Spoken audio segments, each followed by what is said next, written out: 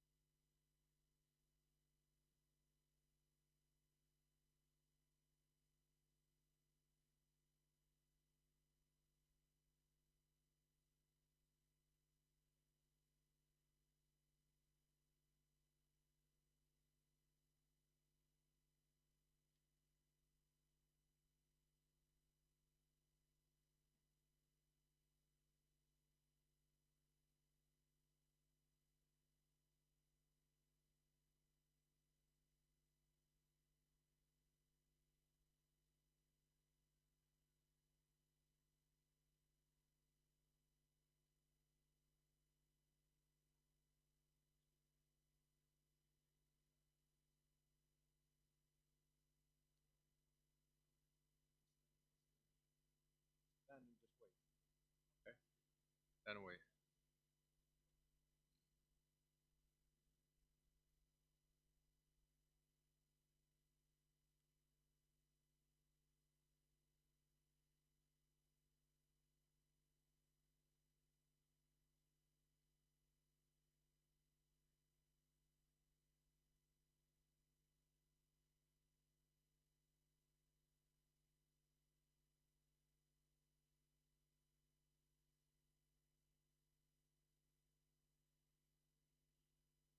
Another announcement.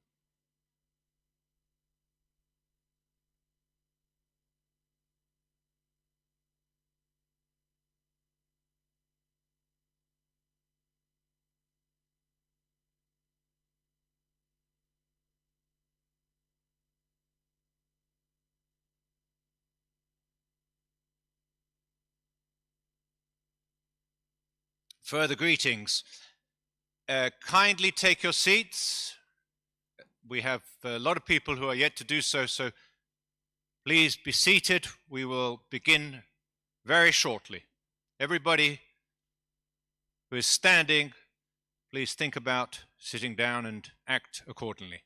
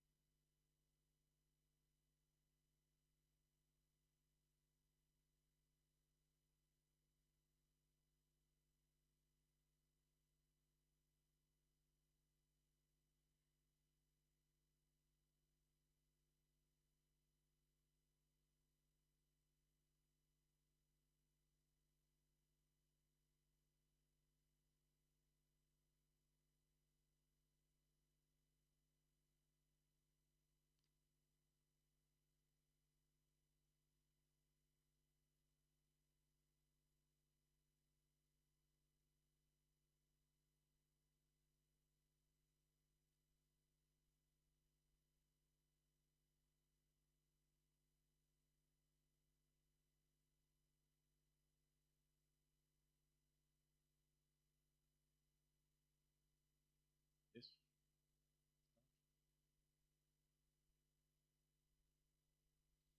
Excellencies, distinguished delegates, good morning and thank you once again for joining us at the second Asia-Pacific Regional Review of implementation of the Global Compact for Safe, Orderly and Regular Migration.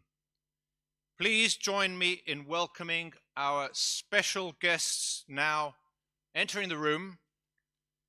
Ms. Exiri Pintarujji, Permanent Secretary for Foreign Affairs, Ministry of Foreign Affairs, Thailand. Ms. Armida Salsia Alistabana, Under Secretary General of the United Nations and Executive Secretary of ESCAP. Ms. Catalina Devandas, Senior Director for Partnerships, Advocacy and Communications of IOM and Coordinator UN Network on Migration. Ms. Nasrika, Advisor Pertimig, Malaysia, Stakeholder Representative.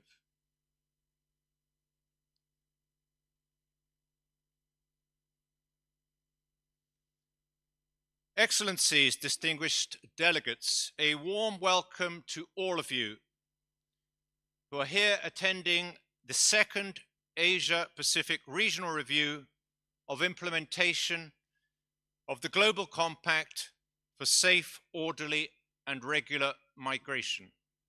Kindly note that simultaneous interpretation of the proceedings is provided for the 4 official languages of the United Nations used by ESCAP. This is for the purpose of facilitating communication. This event will be webcast, while real-time captioning and international sign language interpretation are also provided during this session. As delegates, you are encouraged to register your intention to intervene prior to the beginning of an agenda item. If you are yet to register, you may do so with the Secretariat at the conference office. This is at the desk located to the right, on this side. Delegates who register their intention to speak prior to the beginning of the agenda item will be given priority. Thank you for your kind attention.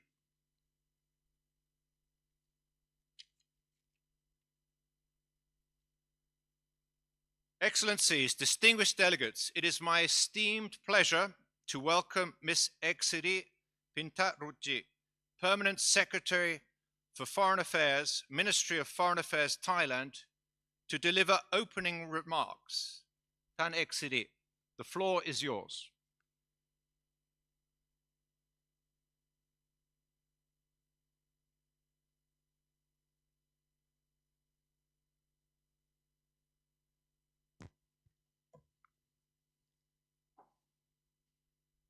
Excellencies, distinguished delegates, it is my pleasure to warmly welcome all participants from all over the Asia-Pacific to Bangkok for the second Asia-Pacific Regional Review of the implementations of the Global Compact for Safe, Orderly and Regular Migrations, or the GCM Regional Review.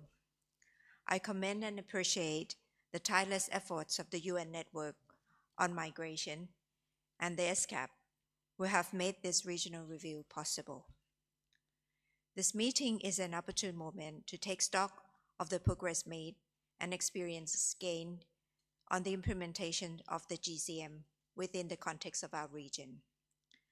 4 years ago, the region was still struggling to recover from the COVID-19. The borders were shut down, and so were our economies.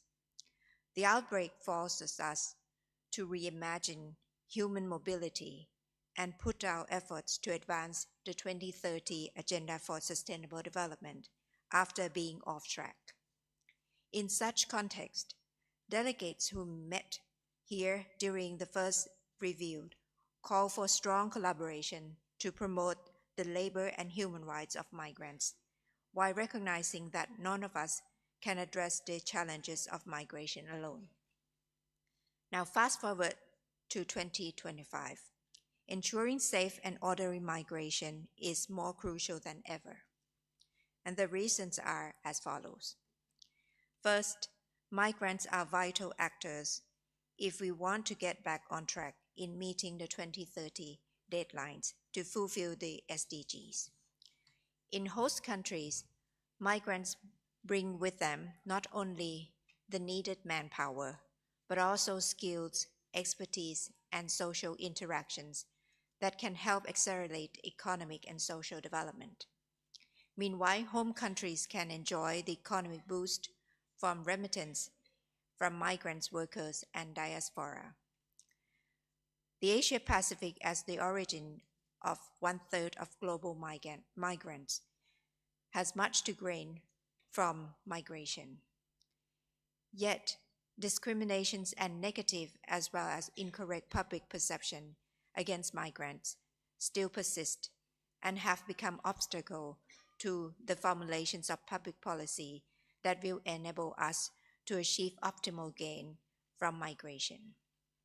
We therefore need to do more to inform the public of positive contributions of migration based on evidence and facts, and to end racism, xenophobia, and stigmatization against all migrants. Second, challenges associated with human mobilities can become a real threat to development and people's well-being in the region. With technology advancement, transboundary movement is made easier, and so as transnational crimes. Human trafficking, smuggling, online scams, drug trafficking have undeniably become common threats in the region, causing huge economic loss and physical as well as psychological harms to victims. To effectively counter these threats and provide protection for the innocents, be it our nationals or migrants, transnational response is imperative. We need to work together to strengthen certainty and predictability in migration procedures, to combat trafficking and smuggling of migrants, and to enhance protections and assistance throughout migration cycle, so as to address the risks while reducing vulnerabilities of migrants and enabling them to reach their full potentials. Third, our regions, like many others, still continue to face with natural disasters, climate change, and conflicts. These negative drivers compelled people to leave their home without addressing the root causes and enhancing the timely development of preparedness, adaptations, resilience strategies with integration of displacement considerations. Many more lives will be lost and put at risk, and heavy burdens will fall upon the host communities. Against this backdrop, an effective solution would require the whole of community, whole of society, and whole of government efforts, as well as international cooperation, all of which are underlined in the guiding principles of the GCM. Excellencies, I hope this regional review can serve as a platform for exchange of best practices and experience gathered in the past 4 years in the implementations of the GCM. And I'm confident that the insights from this regional review will significantly contribute to the preparations of the International Migration Review Forum to be held next year in New York. I wish you all fruitful discussions and successful meeting. Thank you.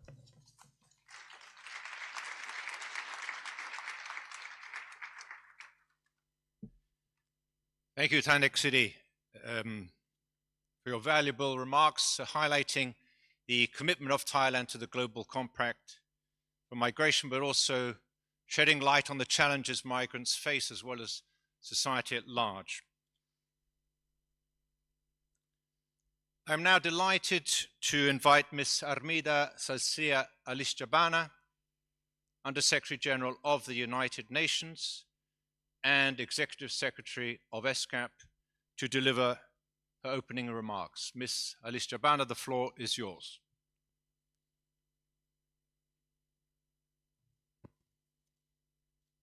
Excellency Kun Eksiri Pintaruchi, Permanent Secretary for Foreign Affairs, Ministry of Foreign Affairs of Thailand, Ms. Catalina De Vandas, Senior Director of the International Organization for Migration, Excellencies, distinguished delegates, ladies and gentlemen.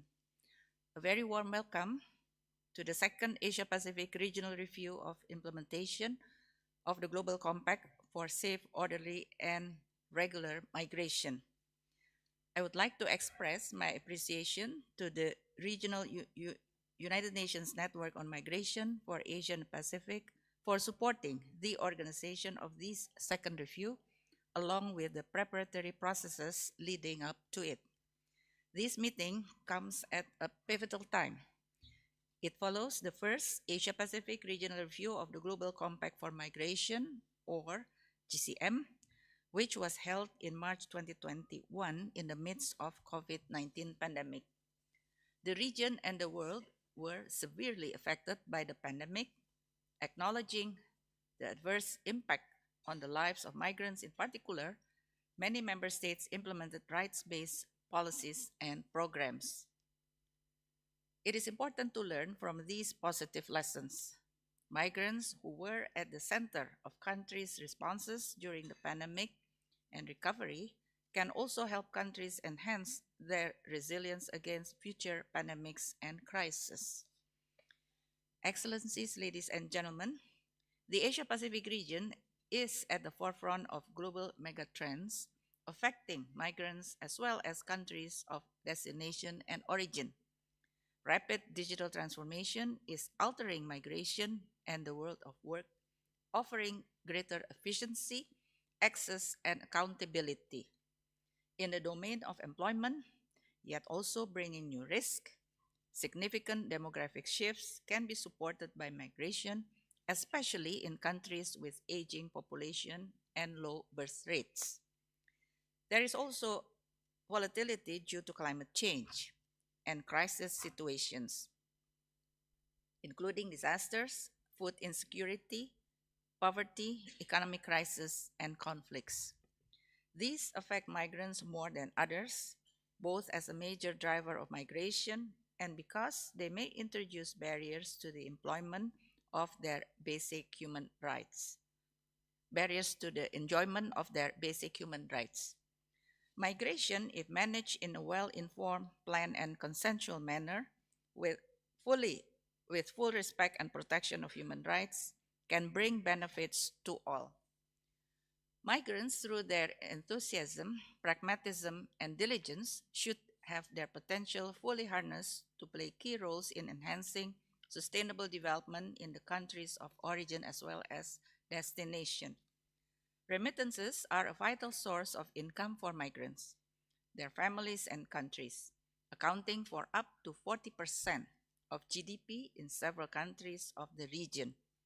Achieving faster, safer, and cheaper remittances is possible, including through promoting digital and financial inclusion and accelerating access to transaction accounts for migrants. Excellencies, ladies and gentlemen, amid change, Asia and Pacific remains the largest, most populous, and most diverse region, home to over 40% of the world's international migrants. South-South migration predominates, with 70% of migrants moving intra-regionally, often within sub-regions. Migration from South Asia to the Middle East is the world's largest South-South migration corridor, having grown considerably in recent decades. Women account for almost half of all migrants in the region. Although they are not inherently vulnerable, they often face multiple and intersecting forms of discrimination. This calls for a gendered approach to migration governance. Other areas where concerted action is needed to harness the benefits of migration include investing in the collection, compilation, analysis, and distribution of timely and disaggregated data, addressing low wages, lack of social protection, and poor working conditions, particularly for migrant workers with irregular status, enhancing access to equitable and essential healthcare services, and addressing concerns regarding statelessness. Excellencies, ladies and gentlemen, the 23 objectives of the Global Compact for Migration cover all migration stages and the whole human rights spectrum. Assessing GCM implementation is a major challenge that we laid before us at the outset of the meeting. Making our task easier involves recognizing that GCM implementation requires comprehensive and multifaceted approaches, regional cooperation, and meaningful participation of diverse stakeholders are key elements of success. The focus should be on a whole government and whole society approach to the implementation, review, as well as follow-up of the GCM. I hope all of you benefited from the Asia-Pacific Migration Report 2024, prepared by ESCAP in partnership with the regional or other members of the regional UN network on migration. It sheds light on the many migration challenges as well as opportunities.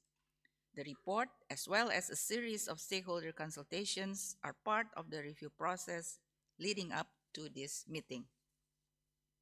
Excellencies, ladies and gentlemen, during this meeting, I trust your deliberations will result in the identification of regional priorities for further GCM implementation and ways in which effective implementation can accelerate the achievement of the SDGs. In your thematic discussions on progress and challenges, I'm sure you will find guidance in the GCM objectives and the cross-cutting as well as interdependent guiding principle. Looking ahead, this regional review process will inform the 2026 International Migration Review Forum, or also known as IMRF, and as a region that is home to more than 60% of the world population, the effective integration of key findings and recommendations from Asia and Pacific is vital to the second IMRF's success. I thank you all for your attention and wish you a very successful meeting. Thank you very much.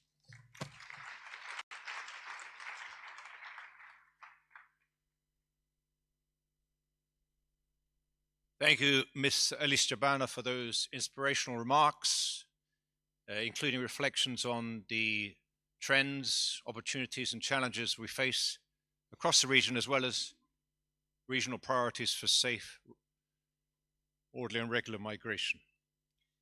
Now it is my pleasure to invite Ms. Catalina Devandas, Senior Director for Partnerships, Advocacy, and Communications of IOM and Coordinator, UN Network for Migration, to deliver her opening remarks. Ms. Devandas, the floor is yours. Thank you very much, and as a wheelchair user, I will ask for your indulgence to speak from my seat and not from the podium.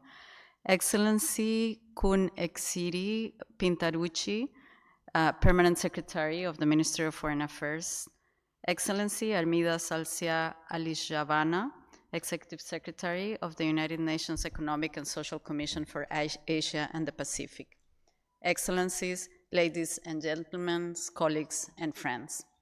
On behalf of Amy Pope, IOM's Director General and the coordinator of the UN Network on Migration, it is my great pleasure to be here on this second Asia-Pacific Regional Review of the Global Compact on Safe, Orderly, and Regular Migration.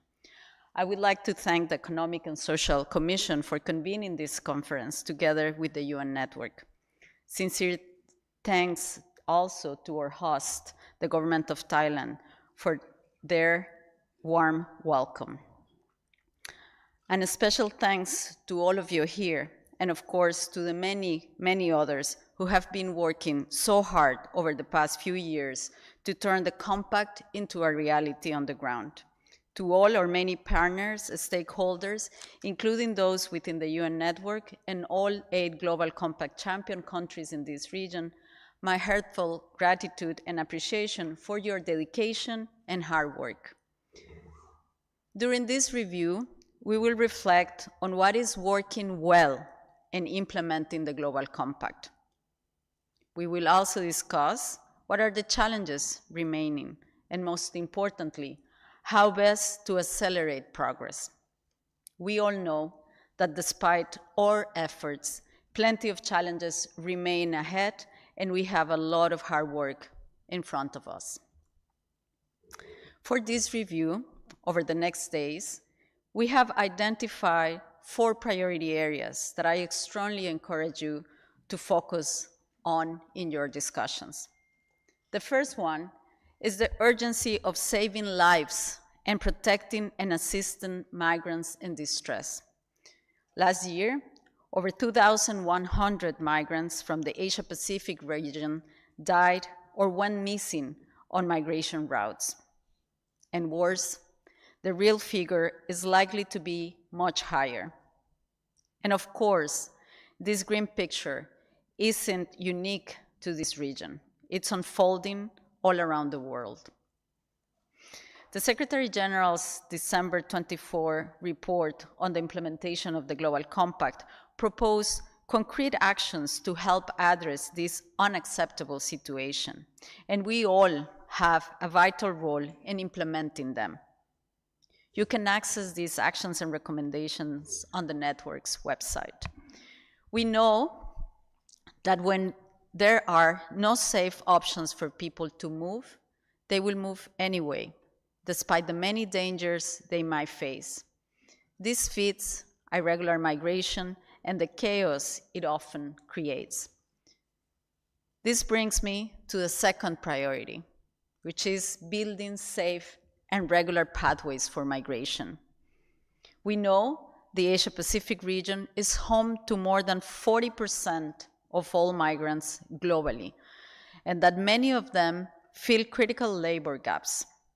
Strengthening labor mobility frameworks that also safeguard migrant workers' rights is therefore essential. There are already some great examples in this region.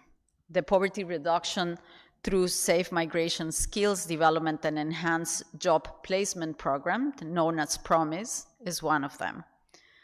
The name speaks for itself, and this has supported almost 1 million migrant workers in the region since 2021. The Seafood Good Labor Practice Program, developed by ILO, is another, aimed at supporting the private sector to improve labor standards in the Thai seafood industry.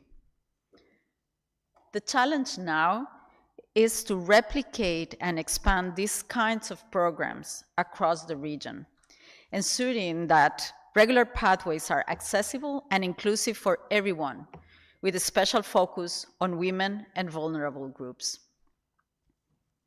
The third priority is to better leverage accurate, timely, disaggregated data, which is essential for designing policies that enhance safe, regular, and migration pathways that are also inclusive and efficient. Initiatives like the Asia-Pacific Data Capacity Accelerator and the governmental digital platforms for recruitment and immigration are good examples of how this can work. Finally, our fourth priority, which is common to all the others, is the need for cooperation at all levels. The good news is that the Global Compact itself and the UN Network Migration have a range of tools to help you achieve these priorities. One is a technical assistance facility to integrate the compact into national planning. The second is a hub, a great resource offering hundreds of best practices from across the region. And the third is the Migration Multi-Partner Trust Fund, another valuable resource. Excellencies, ladies and gentlemen, as we look ahead to the International Migration Review Forum in 2026, I will ask all of you here to reaffirm your commitment to the Global Compact, to turn words into action and political will into measurable progress. It is the responsibility of all of us to ensure that migrants are not only protected, but that they can flourish, and that the power of migration is harnessed for the benefit of everyone in society. Together, we can make this happen. Thank you very much.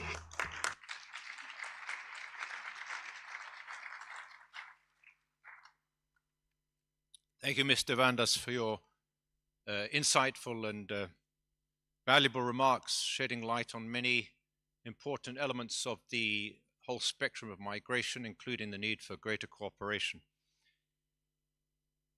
I now extend a warm welcome to Ms. Nasrika, Advisor Pertimik Malaysia, Stakeholder Representative, to provide opening remarks. Ms. Nasrika, the floor is yours.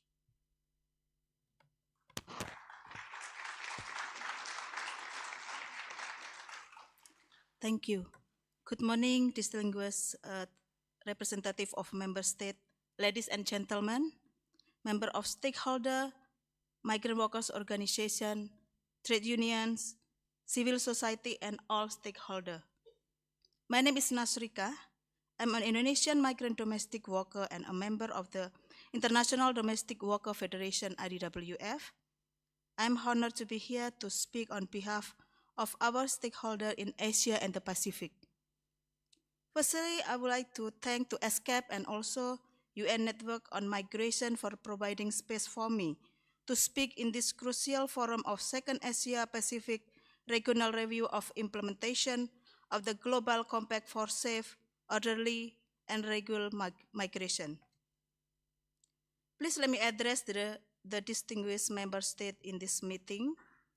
After 20 years of working as migrant domestic workers, I recall my experience as migrant domestic worker.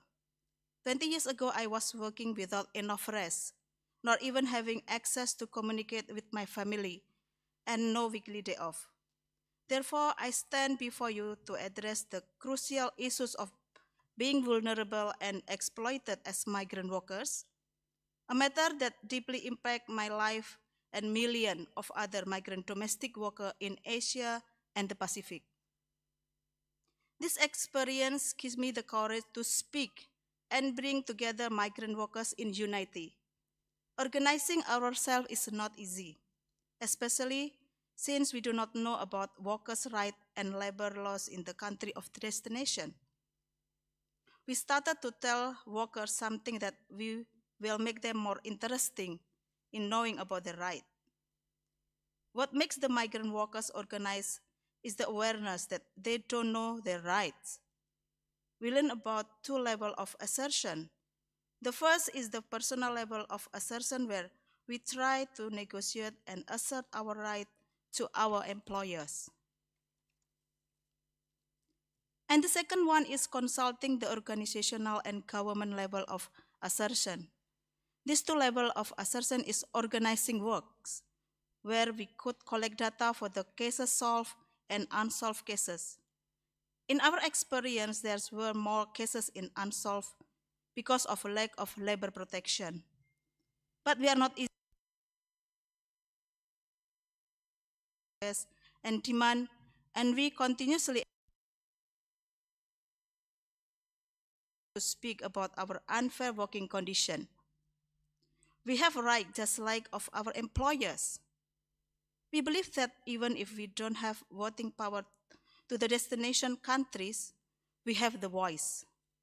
There are our stories, telling our stories and sending to the world that the real messages to make an impact toward decent work for all migrant workers.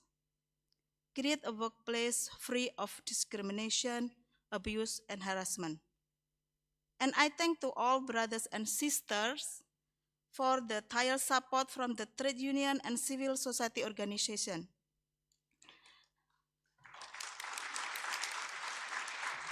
Yesterday, as we listened to our stakeholders and everyone's contribution to all recommendations, I feel that everyone is putting their effort and united in their voice to stand and to improve not only our working condition, but also to have good quality of life and how we can possibly create opportunities for a good and equitable life for all migrant workers. Distinguished member states, ladies and gentlemen, as women, as migrant domestic worker, we shoulder the bulk of responsibility domestically and for workers with care responsibility. We should not forget that we need to take care of those who are giving care.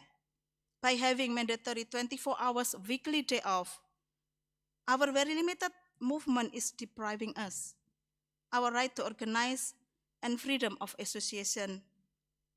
This right is very important for us to get involved to sharpen the policy for labor protection and sustainability that will give us hope to have a dignified life. Social protection was mentioned several times, that all recommendations will enhance our social status and right as a marginalized sector. It is very good to hear all those recommendations, and we request for inclusive social protection that can provide us with access to social security benefit like healthcare, pension, unemployment protection, and other forms of support to ensure all migrant workers' well-being, regardless of our migration status, nationalities, and gender. We have been discussing the importance of having segregated data on migration to inform policymakers on the key needs and situation of migrants and their families, and take action based on analysis and true stories of unsafe migration. Ensure no migrants are left behind. Distinguished member states, ladies and gentlemen, beyond what we hope, we believe that the 3 days forum will be meaningful discussion among member states and stakeholders, and put migrant workers at the center of the discussion. We, migrant workers and stakeholders, are committed to carry on our engagement, not only within these upcoming 3 days, and make sure our knowledge and good practices in Asia and the Pacific are carried to the IMRF next year. Labor migration are shaping the world now, so we the migrant workers are essential workers.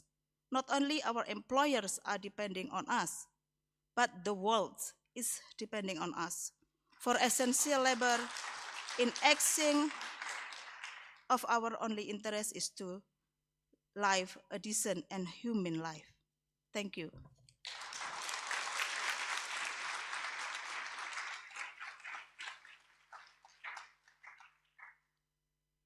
Thank you, Ms. Nasrika. You obviously highlight some very important points, and hearing first-hand experience of both the risks but also the resilience of migrants is a very heartening thing, as well as how we can move ahead with stakeholders and member states and other partners in terms of implementation and follow-up of the Global Compact for Migration. Excellencies, distinguished delegates, I now turn to the Secretary of the conference to conduct the election of officers. Thank you. Excellencies, distinguished delegates, it is my pleasure to conduct the election of officers for the Bureau of the Second Asia-Pacific Regional Review of Implementation of the Global Compact for Safe, Orderly, and Regular Migration. The floor is open for nominations for the chair and vice chairs of the meeting. May I now invite nominations from the floor.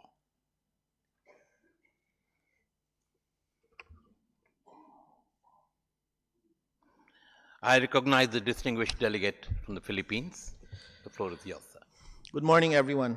Excellencies, distinguished delegates, the delegation of the Philippines has the great pleasure to propose the following distinguished delegates to serve on the Bureau of the Second Asia-Pacific Regional Review of Implementation of the Global Compact for Safe, Orderly, and Regular Migration. These are the following. For Chair, His Excellency Mr. William Naupoto, Minister for Immigration, Ministry of Immigration of Fiji. And for Vice Chairs, the following. Her Excellency Ms. Cho Bun Eng, Secretary of State, Ministry of Interior of Cambodia. His Excellency Mr. Fayaz Murshid Kazi, Ambassador and Permanent Representative of Bangladesh to ESCAP. And Ms. Inda Nuria Savitri, Director for Human Rights and Humanitarian Affairs, Ministry of Foreign Affairs, Republic of Indonesia.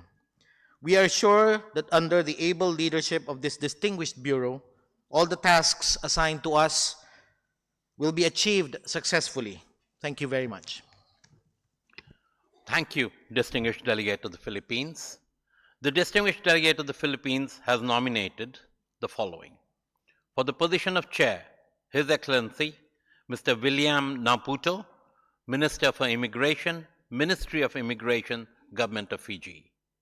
For the position of vice chairs, Her Excellency Ms. Cho Bun Eng, Secretary of State, Ministry of Interior, Cambodia.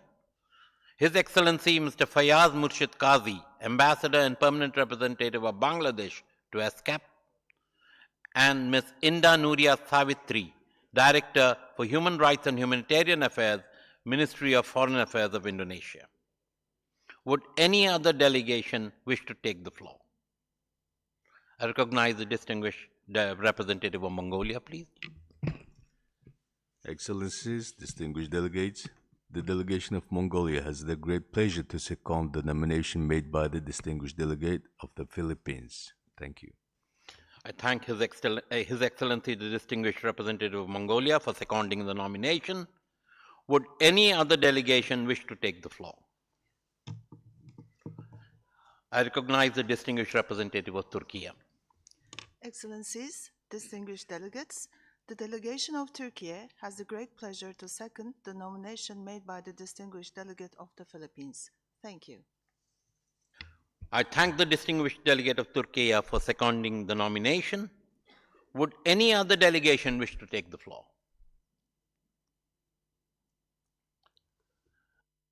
I see none. Therefore, I have the honor to declare the following delegates elected to the Bureau of the Second Asia-Pacific Regional Review of Implementation of the Global Compact for Safe, Orderly, and Regular Migration. For the position of Chair, His Excellency Mr. William Naupoto, Minister for Immigration, Ministry of Immigration, Fiji. For the position of Vice Chairs, Her Excellency Ms. Cho Bun Eng, Secretary of State, Ministry of Interior, Cambodia. His Excellency Mr. Fayaz Murshid Qazi, Ambassador and Permanent Representative of Bangladesh to ESCAP, and Ms. Inda Nuria Savitri, Director for Human Rights and Humanitarian Affairs, Ministry of Foreign Affairs, Indonesia. Please join me in congratulating the newly elected chair and vice chairs by acclamation, please.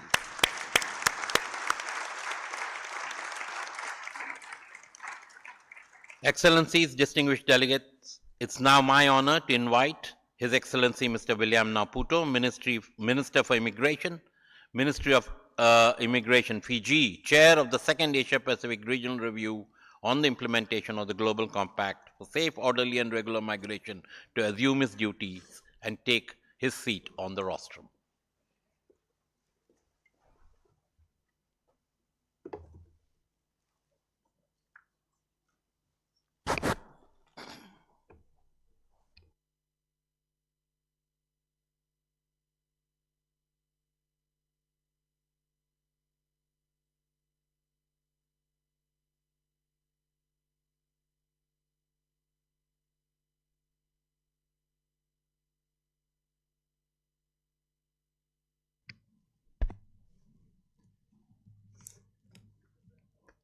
Excellencies, distinguished delegates, a pleasant good morning to you all. On behalf of all Bureau members, I wish to express a warm appreciation to the distinguished delegates for the confidence bestowed in us. It is my distinct honor and privilege to serve as chair of the Second Asia-Pacific Regional Review of Implementation of the Global Compact for Safe, Orderly, and Regular Migration. I hereby call the meeting to order.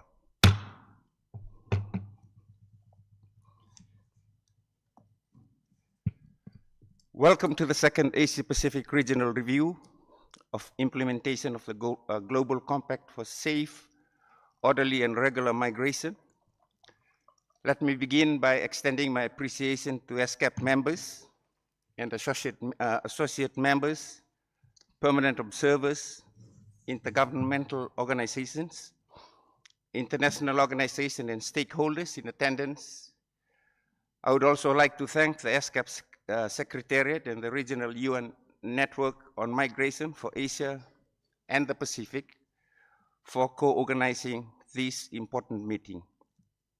As we come together for the second time to review the implementation of the Global Compact for Migration in Asia and the Pacific, we reflect on the strides made since the adoption of the Global Compact for Migration in 2018.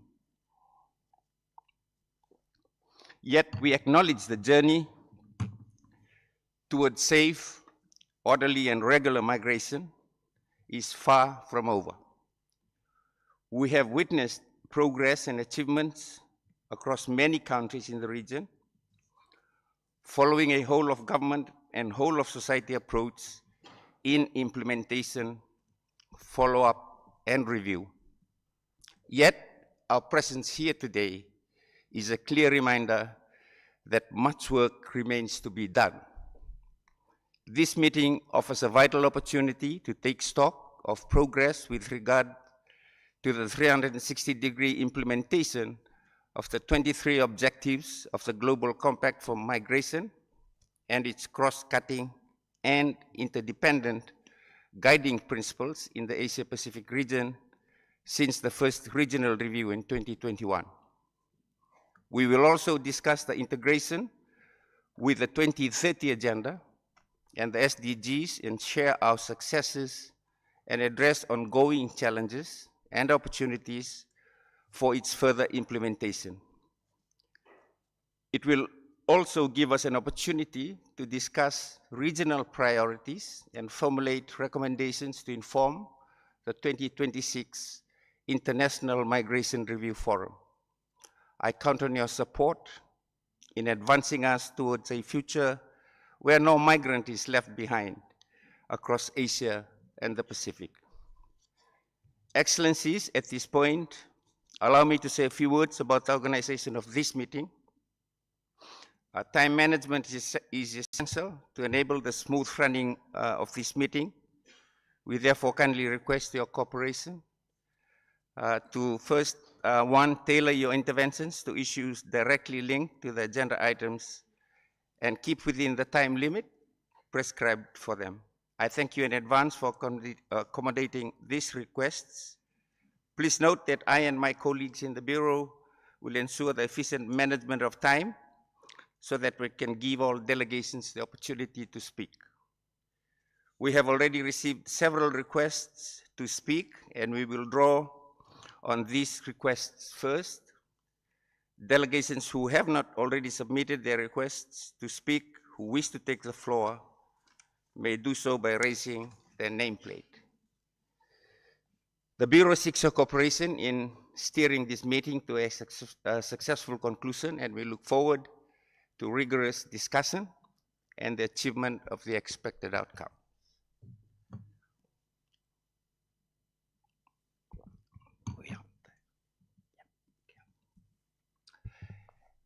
Excellencies, distinguished delegates, we will now move to agenda item 1C, which is the adoption of the agenda.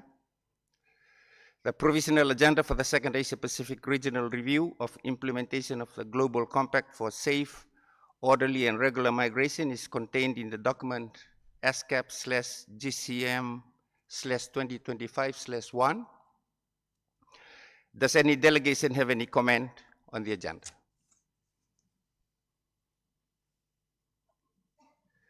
I see none. May I propose to the meeting that the provisional agenda as contained in document ESCAP GCM 2025-1 be adopted. The agenda is adopted.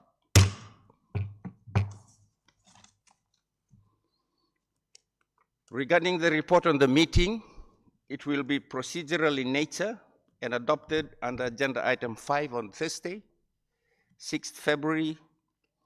Substantive proceedings of the meeting will be captured separately in the form of a chair's summary and annexed to the procedural report.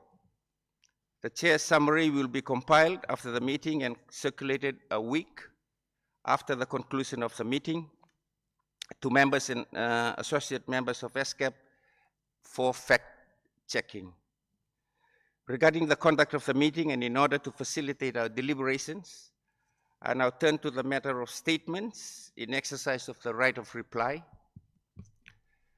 In line with Rule 46 of the Rules of Procedure and Practice of the parent body of the Commission, the Economic and Social Council, I propose that in exercising their right of reply, delegations should be as brief as possible and deliver their statements at the end of the meeting at which the right is requested, or at the end of the day whenever two meetings have been scheduled for that day to consider the same item. I further propose that the number of interventions in exercise of the right of reply for any delegation at a given meeting should be limited to 2 per item, with the first intervention limited to 3 minutes and the second, if any, to 2 minutes. I hear no objections. The meeting will proceed accordingly. Delegations wishing to exercise the right of reply are kindly requested to inform the conference room officer to the right of the rostrum. Excellencies, distinguished delegates, this concludes the opening of the meeting. I now close agenda item 1 of this morning's agenda. May I ask the Master of Ceremony to provide guidance for the group photos? Thank you very much, Chair. Before moving on to the second agenda item, we will have 2 photos. The first photo, we would ask the remaining members of the Bureau, the 3 vice chairs, to come up here and join the speakers of the opening for the first photo.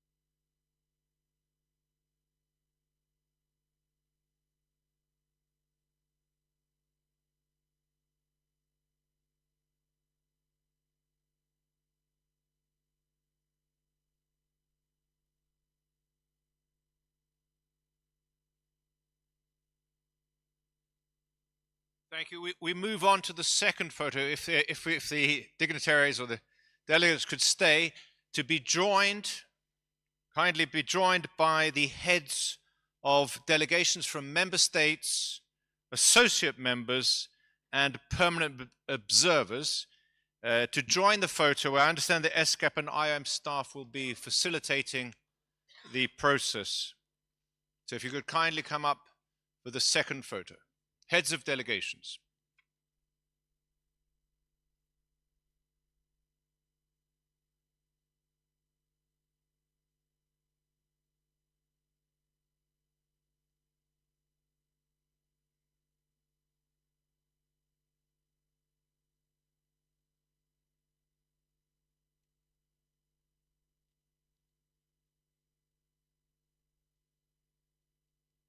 Ambassador.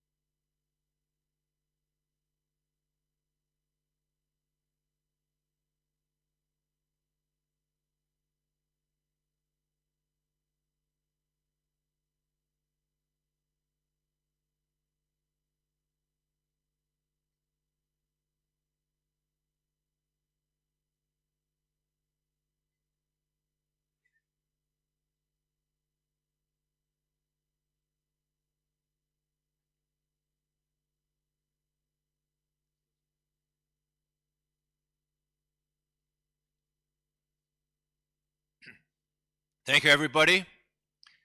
Distinguished delegates, this concludes agenda item 1, and I now hand over to the chair of the meeting to open agenda item 2.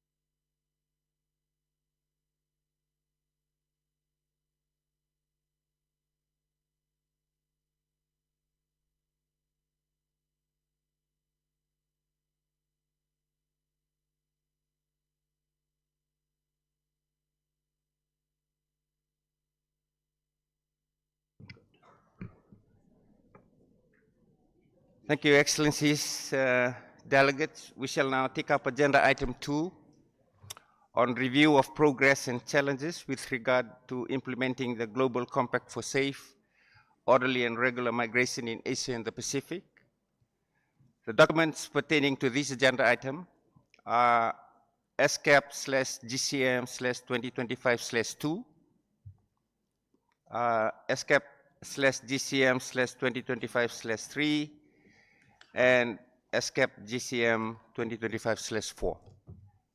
Please note that the consideration of the draft decisions contained in documents ESCAP/GCM 2025/2 and ESCAP/GCM 2025/3 will be discussed at the end of agenda item 3 tomorrow afternoon, as the draft decisions contained in these documents are relevant to agenda item 2 and 3.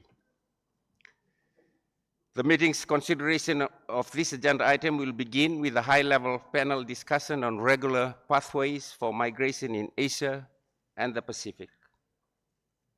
It is now my honor to welcome Ms. Catalina Devandes, Senior Director for Partnerships, Advocacy and Communications, IOM and Coordinator, UN Network on Migration, to provide opening remarks. I also invite Ms. Gladys Cisneros, Chief Labor Migration Branch, ILO, to moderate a high-level panel discussion. I also invite the distinguished panelists to the rostrum. Please note that immediately following the panel discussion, I will open the floor for statements. Mrs. Nerhus, you have the floor. Thank you very much, Mr. Chair, Excellencies, ladies and gentlemen.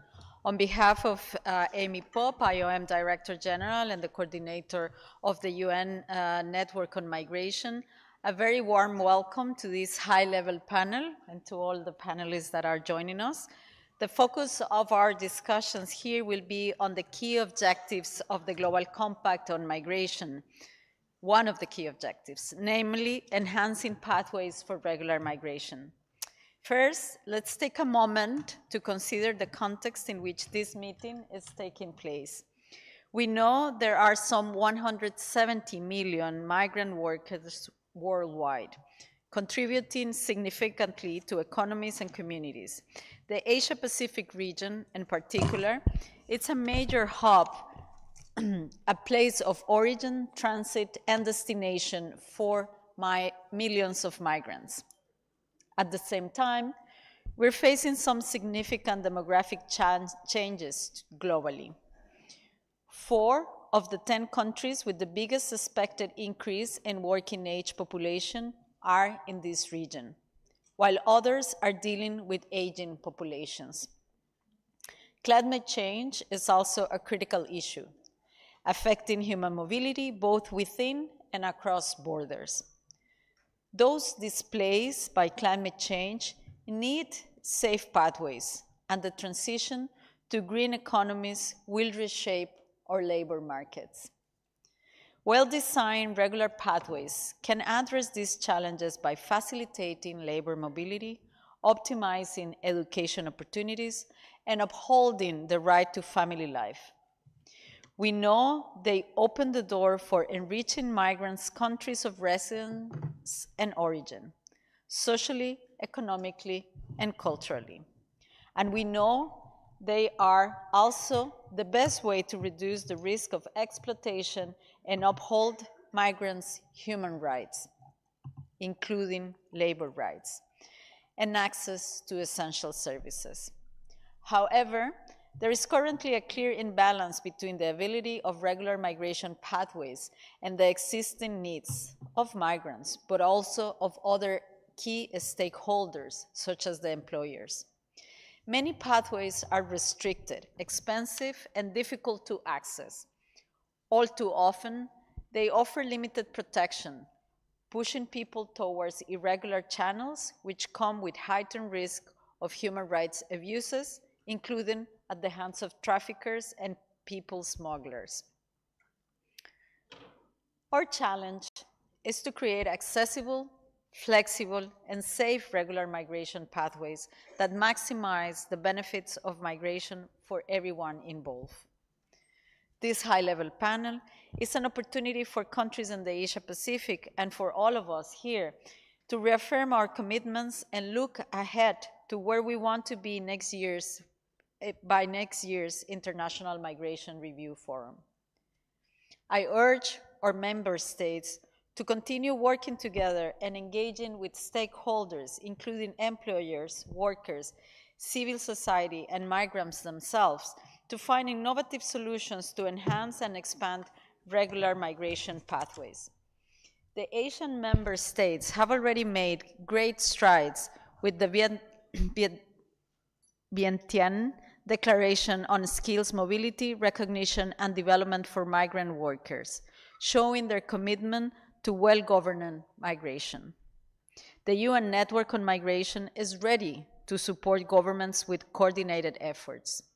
Only through improved collaboration and adopting whole-of-government and whole-of-society approaches can we effectively advance safe, orderly, and regular migration. Thank you all for being here and look forward to our discussions. Now I will hand over to Gladys Cisneros, the Chief of Labor Migration Branch at ILO, who will moderate the panel. Thank you. Thank you so much, Ms. Levandas. Kata, it's very nice to see you. And thank you, Chair. Congratulations on your election. Excellencies, representatives of member states, stakeholder representatives, UN colleagues, ladies and gentlemen, on behalf of the UN Network on Migration, I would like to extend a warm welcome to all of you to this high-level panel on such a timely and necessary issue. Indeed, as Ms. Devandas just shared, we understand the high potential of migration and the crucial role that it plays in moving the global economy. We know that when migration is safe, orderly, and regular, with migrants making informed choices for themselves and having their rights protected and being able to access basic services through the migration journey, we will indeed have achieved our goal of safe, orderly, and regular migration. And indeed, as Catalina Devandas just pointed out, the Asia-Pacific region has many important examples of labor migration schemes and programs that can facilitate labor mobility while promoting decent work. Progress indeed has been made regarding decent work for migrants, although of course we acknowledge that more must be done, especially for migrants and those in vulnerable situations. This should include, for example, a very committed focus on addressing trafficking in persons for the purposes of labor exploitation. The human rights-based approach to trafficking is very important in order to avoid re-victimization. All migrants, regardless of their migration status, should have access to basic services. Ensuring such access, including to healthcare, protection, education, housing, legal assistance, is also essential for upholding human rights and promoting social justice. As migration continues to shape the social and economic landscape of many countries in this region, ensuring the portability of social security entitlements and earned benefits are also crucial in promoting social inclusion and will further sustainable development and the safeguarding of rights of migrants and their families. And again, I would be remiss if I did not point to the crucial role or underscore the crucial role that regional and global cooperation, as this is necessary and indispensable to achieving safe, orderly, and regular migration. I have the distinct pleasure of introducing our three distinguished panelists this morning who will provide us an opportunity to engage in such dialogue and share very important examples from their respective roles. With us this morning, we have His Excellency, Mr. Naupoto, and our Chair, Minister of Immigration of Fiji.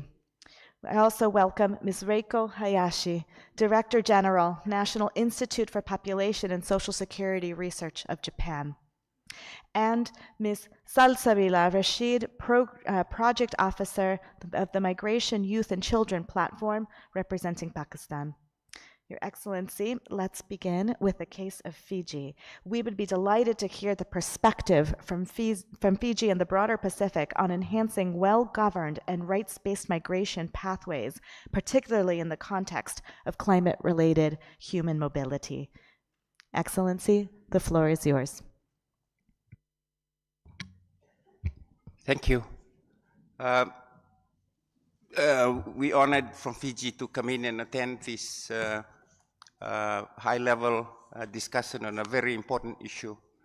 For Fiji, I am really into my second week. It is the first time ever that Fiji has a standalone Ministry of Immigration. It has always been a department and tucked under other departments in a ministry. And the change is pointing towards this issue of migration, and we tackle it from the fact that we believe that migration is not a challenge, but it is an issue that needs to be managed and managed well. And beginning with the perspective that migrants or immigrants are human beings first and then economic agents second, and ensuring that they're treated and offered the assistance that they required for them to be able to come in into the country and contribute to the development of the nation, at the same time enjoying their life and their privileges as fellow human beings. Fiji is a sending and receiving country. We have our people that are going across to Australia, New Zealand, mostly in the skilled area. And also we have a lot that are going over to Australia, New Zealand under the labor mobility schemes that are happening. And as a result, there is a big drain in the our labor force in Fiji as we want to begin to grow again after COVID. And we have to look abroad to get workers, and we are now having an inflow of workers that are coming in mostly from the Asian region, from Bangladesh and other countries that are coming in to fill the vacuum that is created by the Fijians that are living. We are also, in addition to being a sending and receiving country for migrants, we are a big transit hub in the Pacific. And a lot of migrants would come into Fiji and transit and try and go across to Australia and New Zealand. In Fiji, we receive approximately in a year 15,000 applications in a normal year. It's increasing now, and mostly the applications are for permits to come in and work. And because we're a big tourist destination, we have 980,000 approximately that come over as visitors, and they enter on mostly on visa-free arrangements. From those that apply for permits, about 50% are applicants for work permits, while the remaining permits are for study or for residence permits to reside, or for investor permits. And most also apply for exemption permits, because we allow families of foreign workers who come in to work in Fiji to come in and reside with their parents or with the permit holder who is working in Fiji. We allow their relatives to come across. Fiji sees opportunity to create a rights-based approach to regular pathways. Currently, our visas and permits in Fiji, we allow for family to come in and accompany those that are working. We know that there are some gaps in the current legislations, and we thank IOM with the technical assistance from them. We are overhauling our legislation so that they can be in line and fill in those gaps, but with the objective of being a rights-based approach to migration. We have a problem of unethical recruiters that are recruiting workers that come in, which results in the vulnerability of migrants who really just want to come in and work in Fiji and support their family back at home. And there is opportunity for them to come in and work, but we have these very bad people that are taking advantage of the fact that they know that there's a vacuum and doing their own dirty business behind, trying to get these people to come in and work. Just before I came, I had a meeting with a committee that represent those that employ people that want to bring them into the country, and I was impressing upon them the responsibility that they should have in trying to get these people across. Responsibility that they should have to ensure that they are looked after when they come in and work. We a little bit lenient in a sense when workers that come in and there's something wrong with their status when they're in the country, we give them a leeway so that they can regularize their status whilst they're in Fiji to work. Sometimes it is just out of, maybe they forgot their permit has just expired while they're still working, and instead of sending them back, we offer them an opportunity with their employers to renew their contract to make sure that the status is legal, so that they can continue working and knowing at the back of their mind that nobody's looking for them because they're there illegally.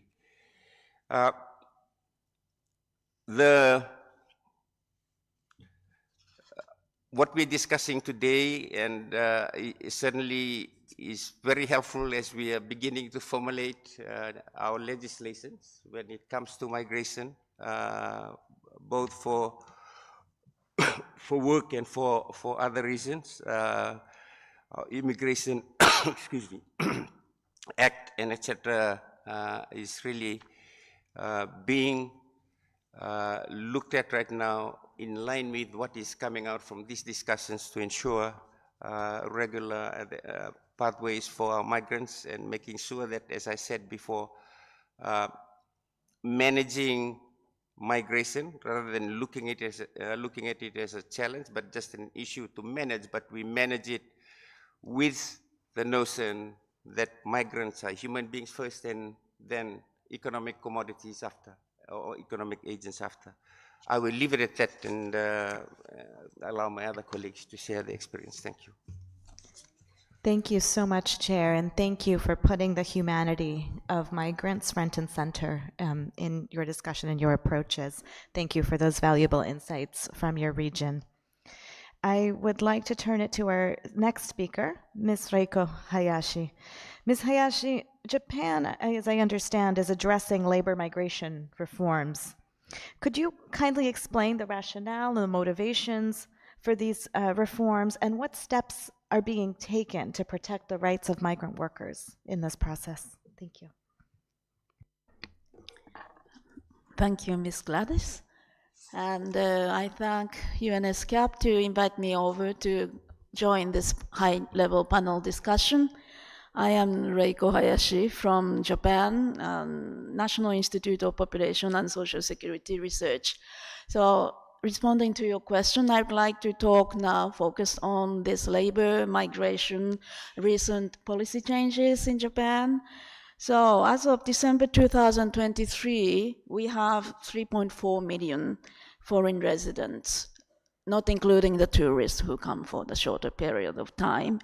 And the number have decreased for a while during the COVID time, 2020 and 2021, but then right after that, it started to increase again, and now it is the 3.4 million foreign residents is the historical highest number of foreign residents in Japan. And this is, of course, due to the demographic change of Japan, but also we'd like to make the society more diverse and then more active together with the foreign residents. So when we talk about, especially this policy shift, before we are considered that we are a closed country, we do not accept foreign residents, but then this thing has changed at around gradually since 1989, and then also since 2010, and then right after the Great East Japan earthquake, we realized that our services to the foreign residents is not well provided, and then we thought it is important to well integrate foreign residents. So in 2012, we have included foreign residents into our resident registration so that each municipality will know who are living, which nationality people are living, and then provide the necessary information with their own languages. And then in 2018, the government, there are many governments, many ministries which are concerned with the foreign residents. So all the ministries get together and then to make the comprehensive measures for acceptance and coexistence of foreign nationals. This is a very long name, but actually this is a kind of policy frameworks gathering all the ministry concerned and setting, gathering all the policies. There are actually 104 policies right now, and to monitor the progress of policies. And then every year there is the monitoring and evaluations being done. And along with that, there is a more longer term policy framework which was created in 2022, which is called Roadmap for the Realization of a Society of Harmonious Coexistence with Foreign Nationals. I'm sorry, this is again a very long name. But here there are 4 points. The first is the Japanese language education for the foreigners coming, and also the children of the migrants in Japan. And then the second thing is just information dissemination. So for example, delivering the guidelines, guidebooks, and then also putting the free website for foreign residents, which they can access and learn different things and so on and so forth for free. And then the third domain is the life course approach. For example, not only the education for primary education, secondary education, and tertiary education, but also employment support for the foreign students so that they can continue living in Japan to work, or social security such as health and long-term care, and then also pension system. And also to build the right basis and the right social infrastructure for the foreign residents. So every year we do this monitoring. We put the KPI, the key performance indicator, and we monitor to follow up the progress. And along with this policy structure being built, we also increased the number of visas. For example, we have increased the specified skilled workers since 2019 to allow the middle-skilled people to come and then work in the field that we have less workforce. So right now there are 269,164 people as of September last year. And for this, we make bilateral agreement with each country. Now there are 17 countries we have this MOU. So it is very important. This is this kind of bilateral agreement so that there is no misuse of the system, and so that to avoid any exploitment of the migrants who are coming to Japan. And of course, the data is an important issue, data and statistics. So we have the basic survey for it is a kind of an internet survey for addressing all the migrants, foreign residents in Japan. And also since last year, we have started the new statistic on labor migrant, which is launched by Ministry of Health, Labor, Welfare. And one thing I would like to focus is that our region, Asia Pacific, our demographic trend is now changing to population aging and low fertility. And then the need, for example, for long-term care is now increasing, but in every country, the personnel, the caregivers, qualified caregivers is lacking. So we have launched Asian Health and Wellbeing Initiative back in 2016. That is, first, we are now having a lot of elderly people. We have a lot of care need. So first, we invite many Asian people to come to Japan. We have increased the visas for the caregivers. And they are going to stay in Japan for several years, and they gain the experience.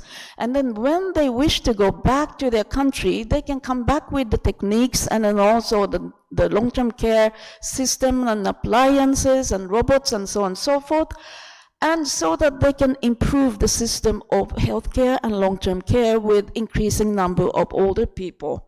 So this is a kind of approach promoting circular migration and develop the care system, Asia and Pacific regional wide.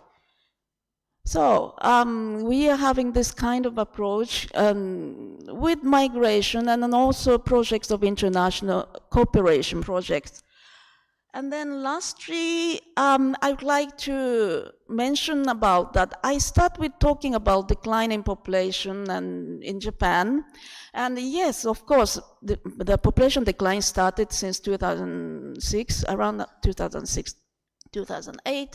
And the working age population, if you define from 15 to 64, the number have been declining constantly.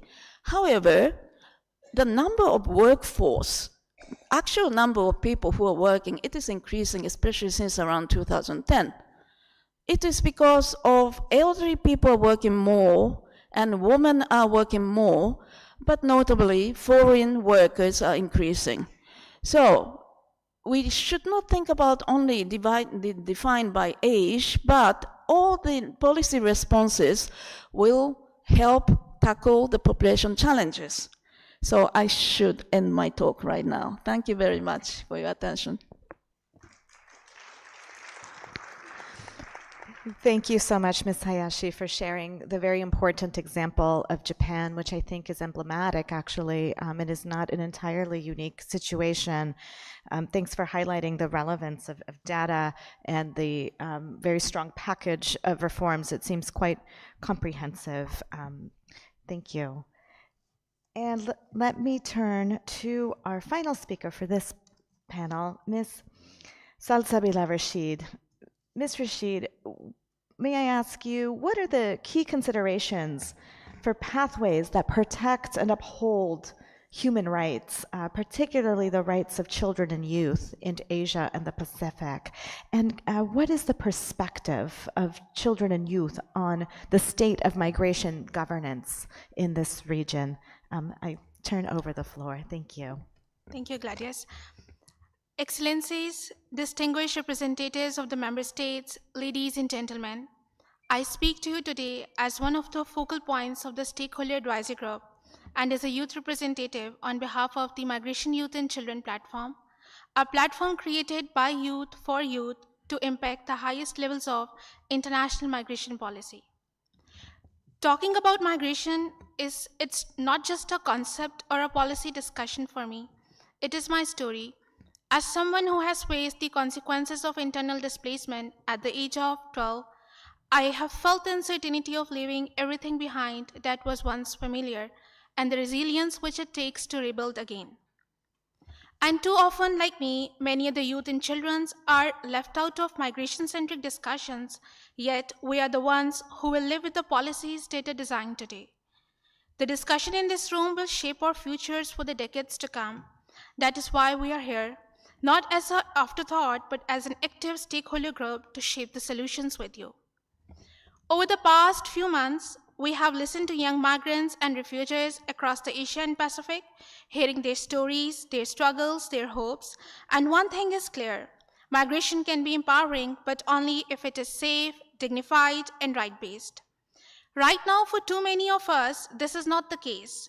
I have met young people across the Asia and Pacific who risk everything, crossing dangerous waters, enduring exploitation, battling discrimination, just for a chance at a better future. Why must our future come at such a cost? Why must migration feel like an obstacle course where success depends on privilege, luck, and survival? Clear and transparent criteria for the work permits and migration pathways should be established. Member states and the stakeholders must ensure that the fees for the migration documents are affordable, with essential documentation issued free of charge where possible. For migrants, particularly the young one, affordability can mean the difference between assessing the safe pathways and resorting to dangerous and irregular routes again. And when it comes to labor migration, many young migrants face the wage theft, unsafe working conditions, discrimination, and job insecurity. But migration is not just about it, it's more about the families itself. Like every year, thousands of the young people and children are separated from their parents due to restrictive family reunification policies. For many, migration means growing up without the presence of a parent, navigating their childhood with the video calls instead of hugs, remittances instead of care, and longing instead of stability. Children left behind by migrating parents often struggle with their mental health, disruption in education, and absence of a secure family unit. And those of us who do migrate with their families, the challenges doesn't just end there. If they're undocumented, they grow up in the fear of detention, deportation, and also being invisible in the only space they call home. They are denied access to education, healthcare, social protection, not because they lack the potential, but because they lack the piece of paper. A child should not have to choose between the safety and the family, yet so many of us do. We cannot continue to separate the families with the bureaucratic barriers and the restrictive policies. We need faster, fairer, and more inclusive family reunification processes. We need to ensure that the children on the move, whether migrating alone, with their families, or left behind, are protected, supported, and given opportunities to thrive. No child should be treated as an irregular case or a legal loophole. Their future should not be defined by the paperwork, but by dignity and care. And also, what exactly happens when the young people do reach their destination? Too often we see that instead of protection, they are met with detention. Across the Asia-Pacific, too many countries still continuing child immigration detention, a practice that robs the young people from their future and treats them like criminals for simply seeking safety and opportunity. It robs the children of their dignity, their mental health, and the future, so a child should not be met with a detention.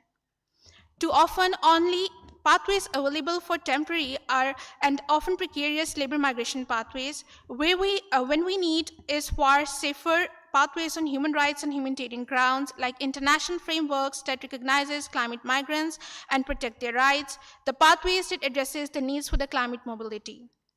We, the young people of the Asian Pacific, have made it very clear: no child should be imprisoned, no family should be torn apart, especially after being displaced from their homes or in search of a better future. What we demand is a sustainable solution that addresses the climate displacement, protect the right of those in the move, and ensure that no young person is left behind. By creating safe migration pathways, we can protect the human rights and build inclusive communities where everyone can thrive. Cooperation among stakeholders and the adoption of whole of government and whole of society approach are the crucial to achieve this vision. One thing that also remains true is that young people are not just affected by migration, but we are also leading the change within it. We are rebuilding after disasters, adapting to navigating the complexities of climate displacement, standing up for the labor rights, and pushing for the policies that put people over politics. We have the solution, we have the ideas, and we want to create the effective and inclusive migration system with you. What we ask is simple: that recognize our potential, include us in the decision making, recognize our seat at the table, and invest in our potential, and work with us to build the solutions that we want to be because we want to be a resource for the transformative change. From the atolls of Kiribati and the mountains in the Ladakh to the busy streets of Bishkek, we commit to working with you for every child and youth in the move who calls Asia and Pacific their home. So since the future of migration is being decided today, let's make sure it is a future where no young person is left behind. Thank you.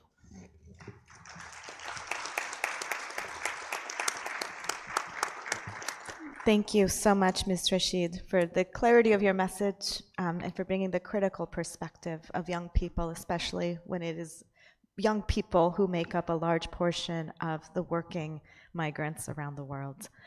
I have a bit of a surprise for our panelists. We would like to invite you to give a closing message if there is a key message that you would like to put forth as we wrap up our high-level panel. So I will first turn it over to our chair, Excellency, if there's one final message you'd like to share.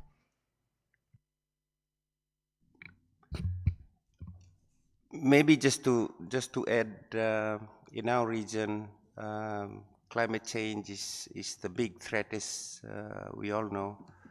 But I think for us, it is to get those that are affected from countries and get them to move over is not a problem, because in the Pacific we are almost just a one big family. You're really shifting from one house to another. We have people that are moving over, well, that are permanently living in Fiji now from Tuvalu and Kiribati, those that very affected. But I think in that part of migration, it should not be an issue in our part as far as trying to help those that are very badly affected by the climate change that is threatening the world right now. Thank you. Thank you. Ms. Hayashi? Would you like to share a final message or a key message?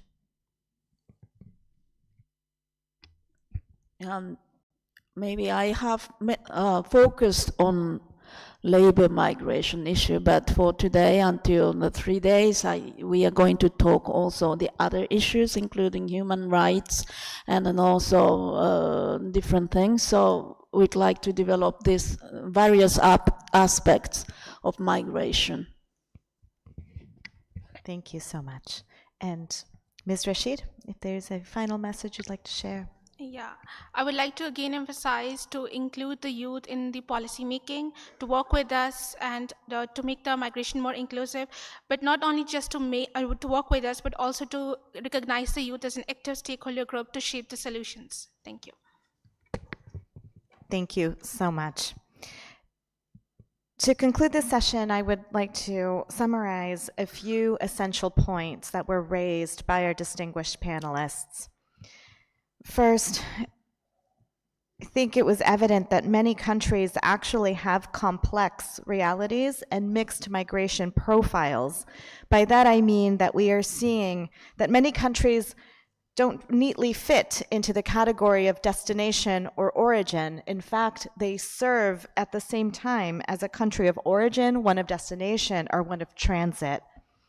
Migration is a phenomenon that is unfolding among major global transitions, particularly climate change and its devastating effects, and demographic shifts. And it's also occurring in times of increasing volatility and protracted instability around the world. Of key importance in addressing the labor, is the issue of addressing labor rights right from the start when we talk about labor mobility and labor pathways. That means from the recruitment phase, looking at how migrants are treated and how their rights are respected, then follow them throughout the migration cycle. For this and for many other issues, we need strong policies that can effectively allow for better migration governance. Among such policies, as highlighted by the case of Japan, there's an importance of focusing on integration measures, of providing social infrastructure that can provide for greater social cohesion and for contributing to better migration outcomes for all. The issue was raised of data, which can be a valuable input in designing evidence-based policy and also dispelling myths around migration. And we also heard of the importance of developing regional responses to shared challenges such as the provision of care in aging societies that can become a benefit for both countries of destination and the countries of origin from which migrant workers might come. And lastly, we are, of course, reminded of the centrality of the humanity, the resilience, the determination of migrants, particularly young migrants. These voices must be included in our policy making. They must be included in our decisions, and that will help to be a key factor in developing successful migration governance. Many thanks to all of our panelists for their keen insights. I would like to close this panel session and turn it over to our chair. Many thanks.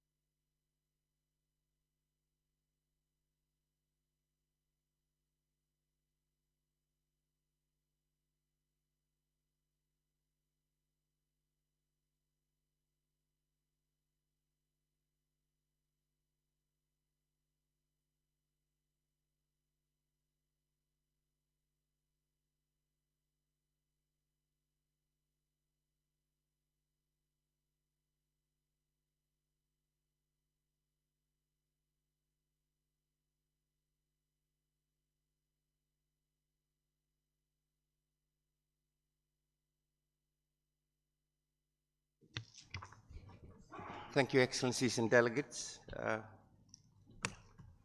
Thank you, Ms. Devandes and Cisneros, the panelists, for the discussion, which has enriched the meeting. And that has brought to the conclusion of the high-level panel discussion. Excellencies, distinguished delegates, I will now open the floor for statements.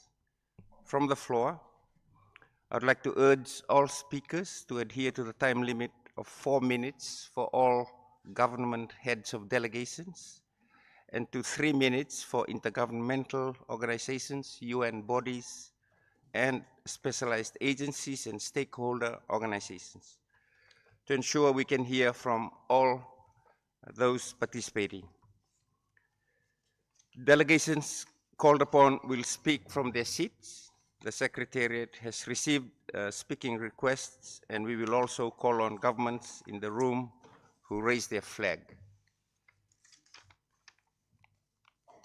I will first open the floor to statements from members, associate members, and observer countries. I will then invite statements from intergovernmental organizations, United Nations entities, and representatives of stakeholder organizations. I open the floor for statements.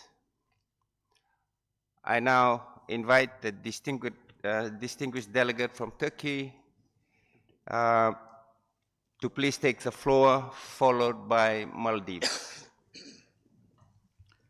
Thank you. Thank you, Mr. Chair.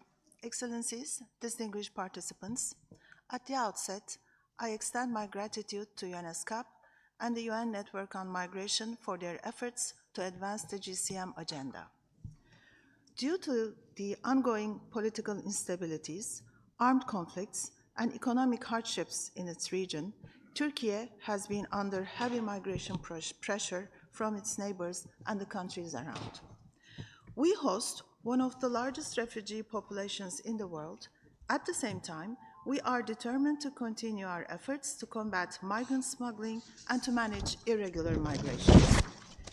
Esteemed participants, Turkey on its part has developed effective, inclusive, and human-centered migration policies with a 360-degree and right-based approach.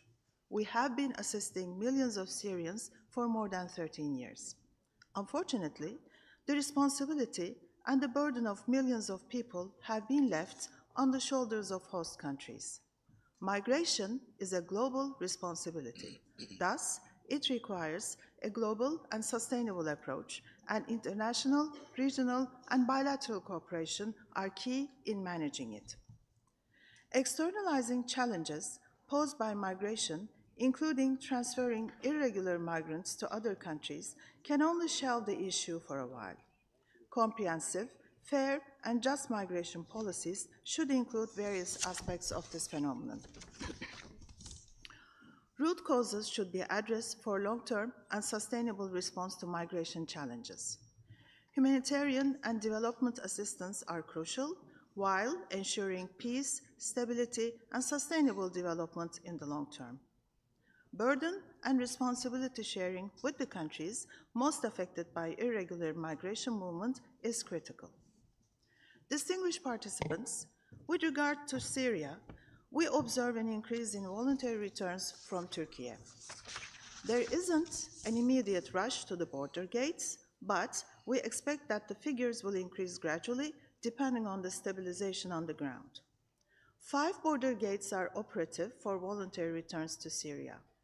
Temporary exit entry permits, which are valid for 15 days, are available for Syrians at 3 gates. Syrians who acquire Turkish citizenship can temporarily leave and enter up to 3 times until 1st July 2025. Afterwards, only voluntary return procedures will be carried out. We support the return of Syrians on the basis of UN parameters while strictly complying with the principle of non-refoulement. No one is forced to return. Distinguished delegates, it is important to emphasize that at this point, enhanced support of the international community is critical to address humanitarian, social, and economic needs on the ground in Syria.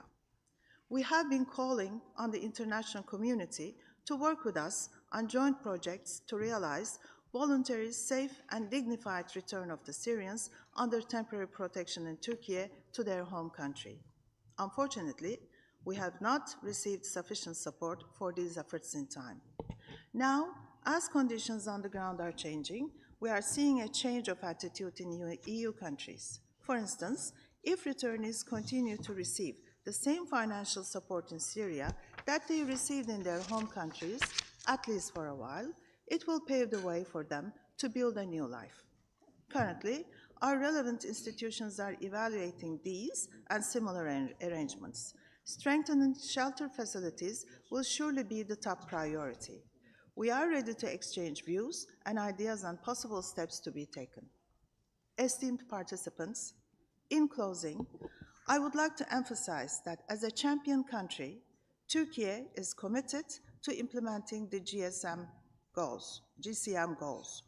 We will continue to manage the challenges as well as the opportunities posed by migration by taking into account our national priorities. Thank you.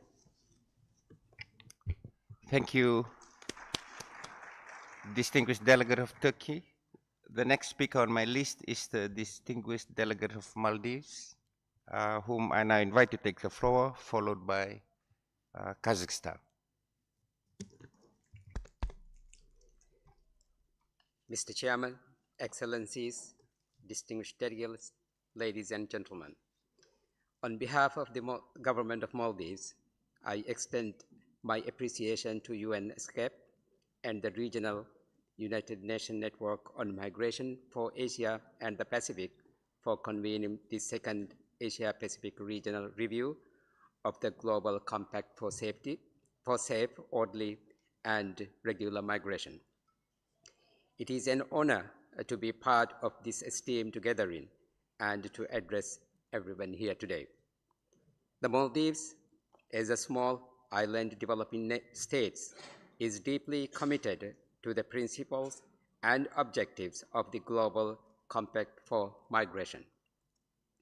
In 2018, the Maldives supported the United Nations General Assembly Resolution 73/195 endorsing the GCM as a multilateral framework for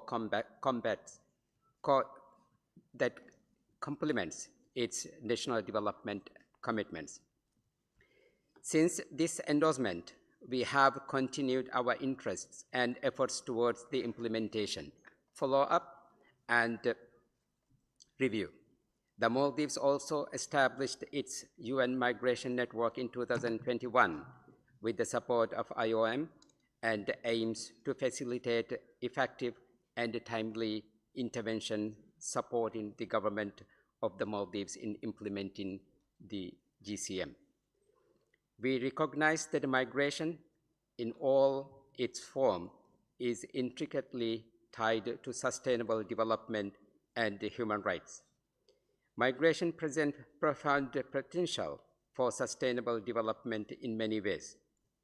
As a largely labor-receiving country, Maldives is testament to how countries advance with the contribution of migrants. Migrants represent over 26% of the population in Maldives.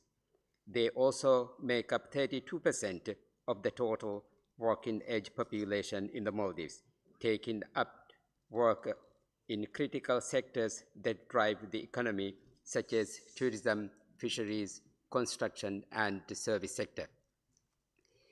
These numbers demonstrate how essential migrant workers have been to the growth and the development of Maldives over decades.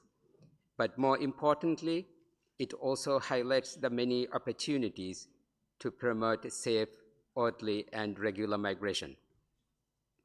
As a nation uniquely vulnerable to the impact of a climate crisis, we also acknowledge the growth of interconnectedness between climate-induced vulnerabilities and migration. Increasing temperature, rising sea level, and the frequency intensification of extreme weather events are already posing challenges to the people, the environment, and the economy of Maldives. As seeds, Maldives share many similar economic, social, and environmental characteristics that shape and they affect the pathways of economic, social progress, and the impact of climate change exacerbates these vulnerabilities, posing not just an existential threat, but also will have a bearing on the security and sustainability of the nation. While challenges such as this exist, the Maldives is actively exploring the avenues to harness the opportunities as well through the partnership, through the advanced policies that align with the GCM objectives to ensure that migration contributes to our growth and resilience. One of our biggest ongoing efforts continues to be the creation of safe, regular pathways for migrants in the Maldives, supporting by the strengthening data collection. Recognizing the importance of such pathways, we are striving to widen access to migrant workers seeking legal pathways, especially those in irregular situation or undocumented status. The government joint work with the IOM towards the establishment of Migrant Worker Resource Center to address their grievances and provide assistance is a testimony to our commitment to promote migrant rights. We hope to complement this work by the strengthening fair recruitment practices and by expanding our efforts with the potential bilateral labor migration agreement with key partner countries. Thank you. Migrants are distinguished often delegates, victims of human rights. if you can just wrap up, please. Thank you. Maldives recognize that the migration challenges transcends the national borders. We echo that it is imperative to strengthen regional global solidarity, addressing irregular migration and enhance mobility. Excellencies, Maldives reiterate its commitment to working towards the achievement of objective of a GCM and to build resilient, inclusive, and sustainable communities where migrants continue to be an integral part. We reaffirm bilateral migration and a powerful drive for development and mutual purpose. I thank you. Thank you, distinguished delegate of Maldives. The next speaker on my list is the distinguished delegate of Kazakhstan, whom I now invite to take the floor, followed by the government of India on behalf of the Colombo process. Dear ladies and gentlemen, first of all, let me express my gratitude for organizing the second Asia-Pacific Regional Review of Implementation of the Global Compact for Migration. I am honored to represent to the government of Kazakhstan today discussing the implementation progress of the Global Compact for Migration in the Economic and Social Commission for Asia and the Pacific region. The Global Compact for Migration provides countries with a historic opportunity to work together and develop a more comprehensive approach to managing international migration. The guiding principles and objectives of the Global Compact have become the foundation for shaping and implementing Kazakhstan's state migration policy. In 2018, the Republic of Kazakhstan joined the Global Compact for Migration and has been taking consistent measures to improve the regulation of migration process, integrated all 23 objectives of the compact into its migration management system, and enhance international cooperation in the field of migration. In 2020, we prepared a voluntary national review at the regional level. In 2022, we submitted our voluntary national review at global level, detailing our progress across all 23 objectives of the GCM. Kazakhstan recognizes that migration is a natural and inevitable part of the globalized world. Thus, in interdepartmental working group on the implementation of the Global Compact for Migration has been established under the Ministry of Labor and Social Protection of the Population of the Republic of Kazakhstan. Furthermore, Kazakhstan has become part of UN network on migration, which aims to mobilize all international organizations to address migration issues through coordinating efforts. This has been made possible through predictive cooperation with the International Organization for Migration. We understand the contributions of migrants who have come to Kazakhstan in search of better opportunities for themselves and their families. We strive to create a more inclusive and sustainable migration system that will benefit both migrants and the host society. The government of the Republic of Kazakhstan has established reliable institutional mechanisms for collecting and analyzing migration data, integrating various information systems to improve the quality and accessibility of data. The Bureau of National Statistics of the Republic of Kazakhstan generates data on the movements of Kazakhstan nationals, foreigners, and stateless persons. Our social labor information systems are integrated and operating within the unified information system of the social labor sphere, which includes 16 subsystems covering the following areas: labor, employment, social insurance, pension and social security, social support, special social services, and migration. To date, the system is integrated with the information systems of certain government and agencies, as well as financial and non-financial organizations through 300 integration services. The government of Kazakhstan recognizes that without accurate data, migration can remain unsafe, chaotic, and unregulated. In addition, the creation of a unified information system for recording the movement of migrants is planned. A united platform will allow us to combine process, ensures respect for the rights of both foreigners and nationals of Kazakhstan, and eliminated disproportions in wages between foreign labor and Kazakhstani workers. The need to improve coordinations in the implementation of the Global Compact for Migration within the government, as well as with other stakeholders at the regional and global levels, remains a priority. To that end, the government of the Republic of Kazakhstan made concrete commitments to address these challenges, enhance international cooperation, and reinforce their efforts to expedite the realization of the 2030 agenda, including the sustainable development goals. Thank you, sir. Through Thank you, sir. If you can wrap up, please. Thank global you. personal sustainable government. I'm sorry, let me also express my gratitude to the International Organization for Migration for providing support to the government of Kazakhstan in implementing the Global Compact for Migration. Thank you for attention. Thank you. Thank you, Kazakhstan. Thank you, distinguished delegate of Kazakhstan. The next speaker on my list is distinguished delegate of India. On behalf of the Colombo process, whom I now invite to take the floor, and it will be followed by Mongolia.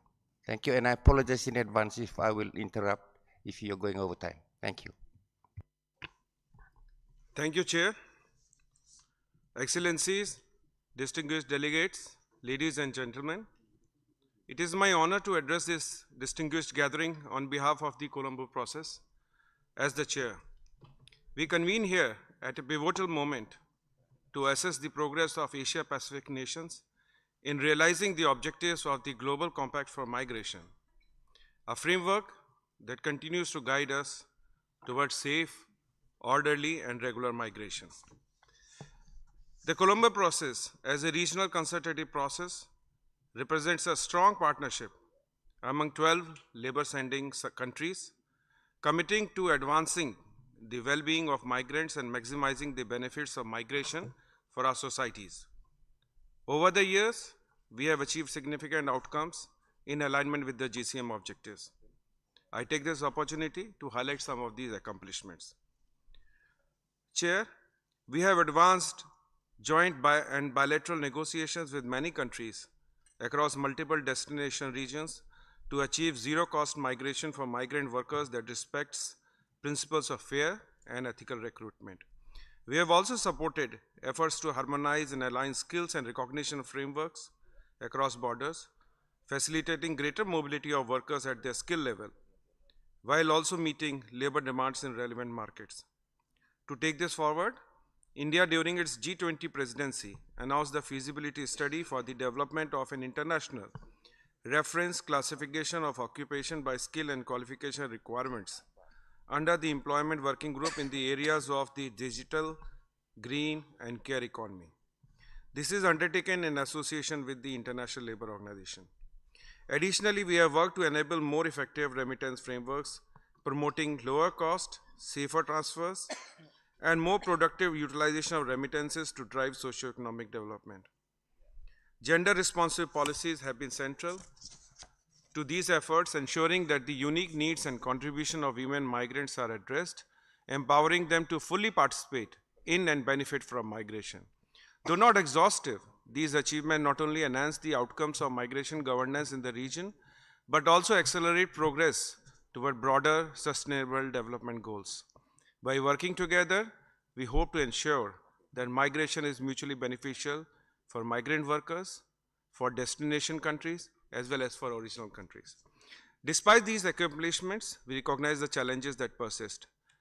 The COVID-19 pandemic exposed vulnerabilities in our systems, from gaps in social protection for migrants to barriers in reintegration services for returnees. Irregular migration and trafficking in persons also continue to pose significant challenges, demanding greater regional coordination in these areas. At the same time, the lack of adequate gender-responsive frameworks in some areas remains a concern, as women migrants often face disproportionate risk and barriers in migration. In addressing these challenges, the Colombo process is committed to fostering a stronger partnership with destination countries, enhancing multi-stakeholder collaboration, and integrating innovative and technological solutions for more effective governance. We are equally focused on embedding gender responsiveness and human rights-based approaches into all aspects of migration management. We are cognizant of the recent developments and debates around legal migration, emerging as an important and emotive issues across borders. As the Colombo process chair, we look forward to engaging with all nations represented here to exchange experiences, identify synergies, and explore areas for enhanced collaboration. This platform offers an invaluable opportunity for dialogue and collective learning, and we look forward to contributing to and benefiting from the rich program of discussions planned for this event.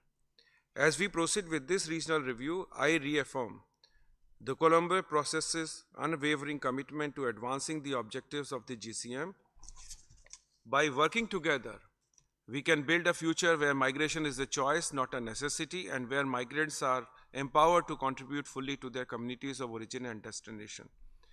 Chair, let us seize this opportunity to translate our shared aspirations into action, forging pathways to sustainable development, shared prosperity, and dignity for all. Thank you very much. Thank you, distinguished delegate of India, on behalf of the government of, on behalf of the Colombo process.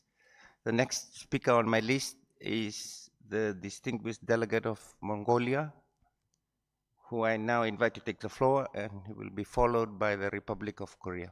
Thank you. Mr. Chair, Excellencies, and distinguished delegates, ladies and gentlemen. Today, the world is facing unprecedented emergencies, cross-border conflicts, prolonged displacement, disease outbreaks, and climate change. The Asia-Pacific region remains at the center of global migration, with millions of migrants contributing to the economic growth, social development, and cultural exchange.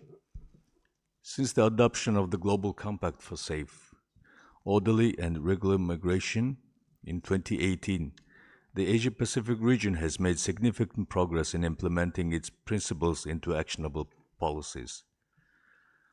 However, gaps remain in ensuring regular pathways, protection of migrant rights, and addressing climate-induced migration.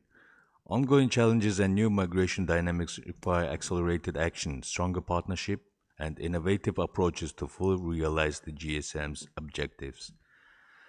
Mr. Chair, the Asia-Pacific Migration Report 2024 highlights several emerging issues that are shaping migration dynamics in the region. These trends require urgent policy attention and coordinated regional responses to ensure safe, orderly, and regular migration. In recent years, climate has been recognized as one of the causes behind forced displacement in the world. Global warming and climate change have transcended natural and economic boundaries, exacerbating sensitive social issues and disputes over resources, and triggering migration that bring numerous direct and indirect dangers and risks. There is a slow progress in climate migration policy development.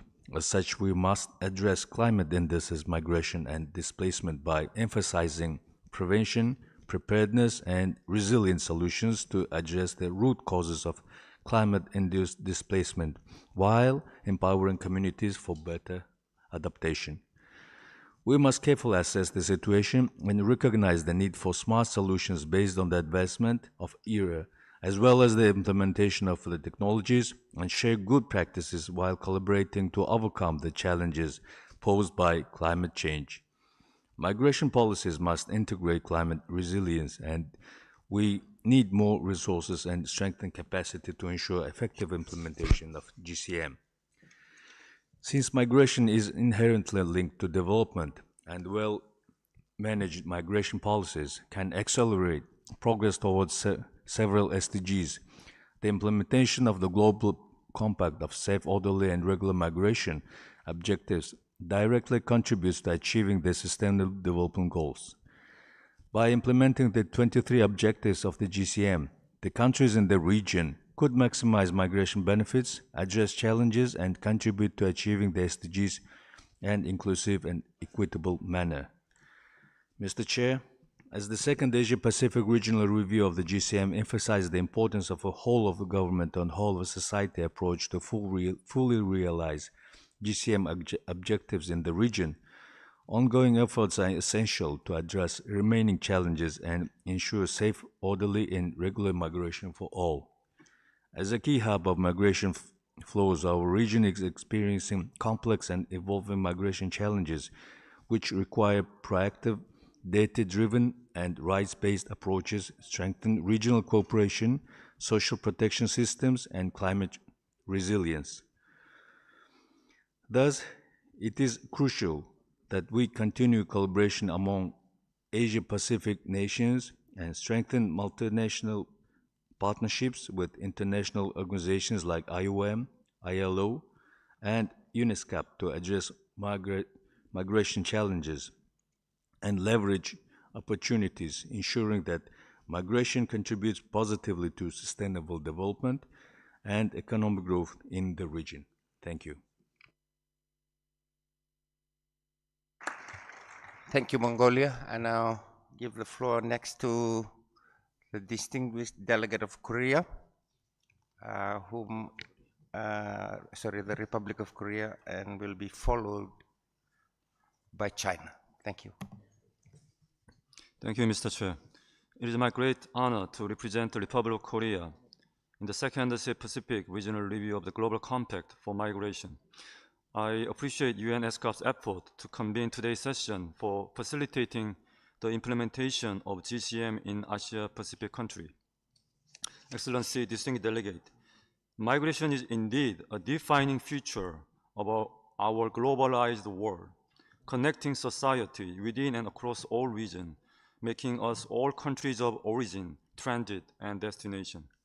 to ensure that it can be a source of prosperity, innovation, sustainable development, it is essential to promote cooperation and coordination among all stakeholders, including government. In this regard, we strongly appreciate the vital role played by each government in reinforcing the collective commitment to safe, orderly, and regular migration. Today, I would like to share with you the progress my government has made so far in fulfilling the 3 pledges presented at the first International Migration Review Forum in New York.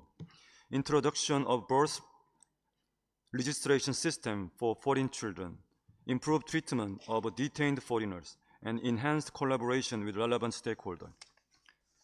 First, the Korean government has held a series of dialogue with its National Human Rights Commission and civil society organizations since 2021 to propose the draft act on registration of birth of foreign children to the National Assembly, which is currently under discussion. Furthermore, in 2022, we introduced a temporary measure granting legal status to foreign children who are long-term residents of Korea. To date, more than 1,000 children have been given legal status under this measure. The second, to improve the treatment of foreigners protected in detention centers, the Korean government submitted amendment to the Immigration Act for consideration by the National Assembly in October 2024. The proposed amendment includes a provision relating to the maximum time limit for detention and establishment of an independent committee on detention for ensuring the rights of a detained foreigner is duly protected. Lastly, the Korean government is enhancing effort for encouraging various stakeholders, including local government, in the policy-making process.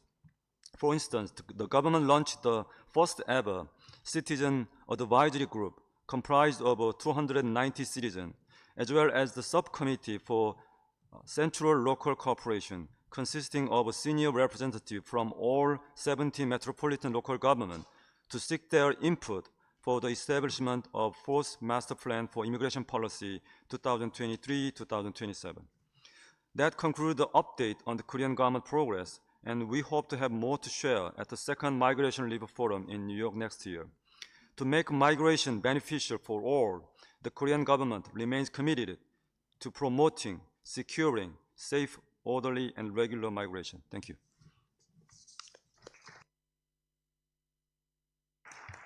Thank you, distinguished delegate of the Republic of Korea. The next speaker on my list is the distinguished delegate of China, whom I now invite to take the floor, and will be followed by Thailand. Thank you. 谢谢主席。中国代表团感谢亚太经社会秘书处和联合国移民问题网络共办本次审议会。中方赞赏联合国移民问题网络积极协调联合国系统机构，为各国执行移民问题全球契约提供支持。对于契约的执行和后续进程，中方愿分享4点看法：一、要因地制宜，有序推进契约执行。各国发展阶段不同，在移民领域的优先重点各异。契约后续进程要秉持契约初衷和指导原则，给予各国政策空间和灵活度，稳步有序推进，既不能一蹴而就，更不要一刀切。二、要综合施策，促进可持续发展，要正确看待移民与发展的关系，坚持以人民为中心的发展思想，依法保障移民正当权益，释放移民生产力红利，让移民成为可持续发展的贡献者和受益者。移民也要主动融入目的国社会，遵守当地的法律，尊重当地文化和传统。三、要拓宽正常移民渠道，消除非正常移民产生的根源。各国要与时俱进调整移民政策，适配市场需求，便利人才流动和流入，妥善应对气候变化对跨境流动的影响。要加强警务执法合作，联合打击人口贩运、电信诈骗等跨国有组织犯罪，有效消除移民流动伴生的不安全因素，更好地维护正常移民秩序。4. 要促进区域移民治理与契约执行有机融合。巴黎进程、科伦坡进程等区域进程积极促进亚太地区来源国和目的地国移民政策对话和行动协调。联合国移民问题亚太区域网络整合联合国系统机构，为亚太各国执行契约提供关键支持和创新方案。上述进程和机制应协调增效，形成合力。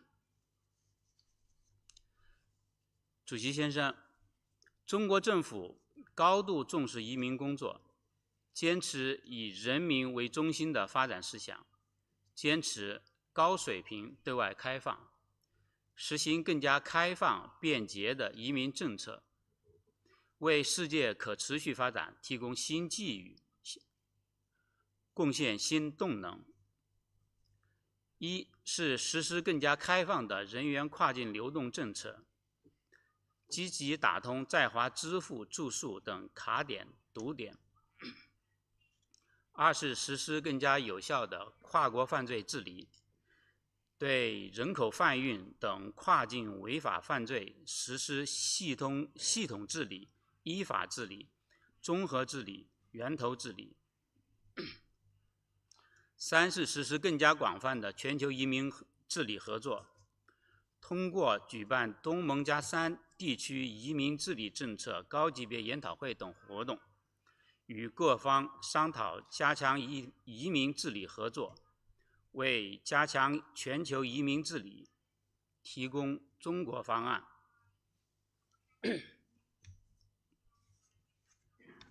中方愿秉持真正的多边主义，继续加强同亚太经合会、国际移民组织和亚太各国合作，不断深化移民治理政策交流互鉴，持续提升移民治理能力，为促进安全、有序和正常移民流动做出积极贡献。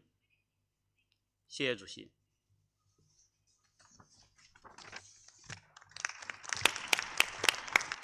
Thank you, distinguished delegate of China. The next speaker is the distinguished delegate of Thailand, whom I now invite to take the floor, and he will be followed by the Russian Federation. Thank you.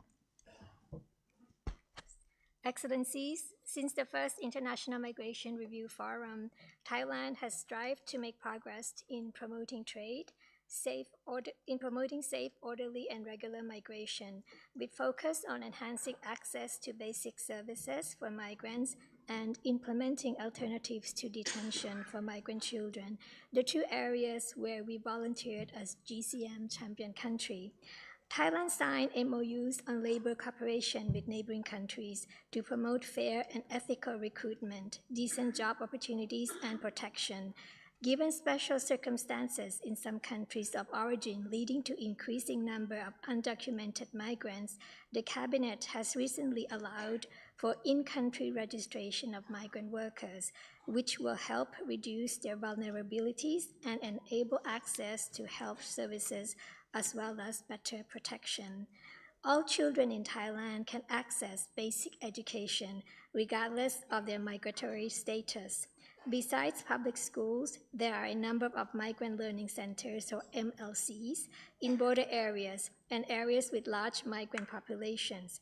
Collaboration with international organizations such as IOM and CSOs also help provide informal education, language courses for irregular migrants in institutional care.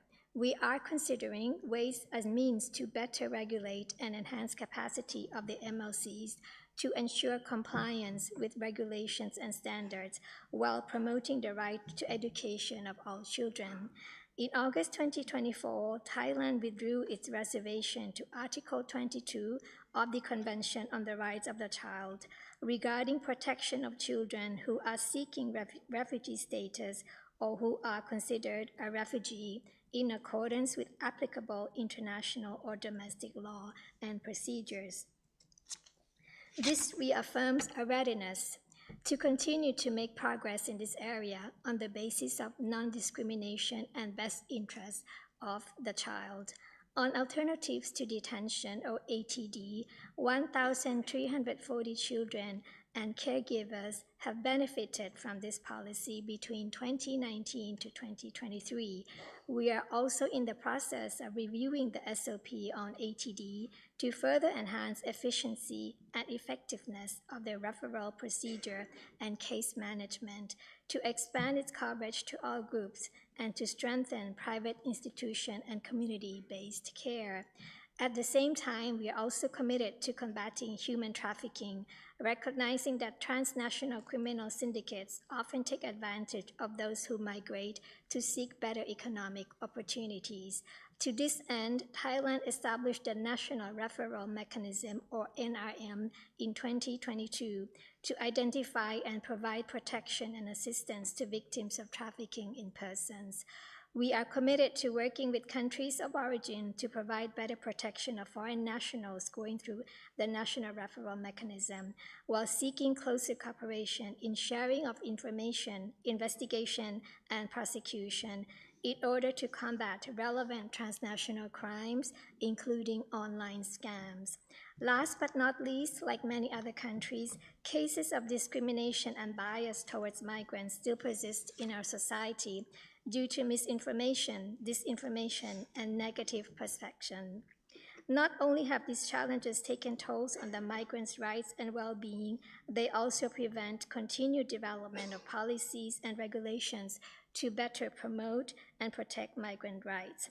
To address this, the Thai government has worked closely with partners, including IOM and CSOs, on projects to address misinformation and negative stereotypes on migrants, and to promote evidence-based migration discourse in media reporting since 2023.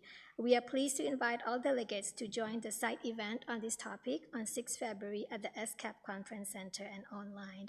Thank you.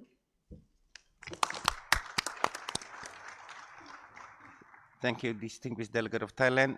Next speaker on the list is the distinguished delegate from the Russian Federation, whom I now invite to take the floor and will be followed by Cambodia. Thank you.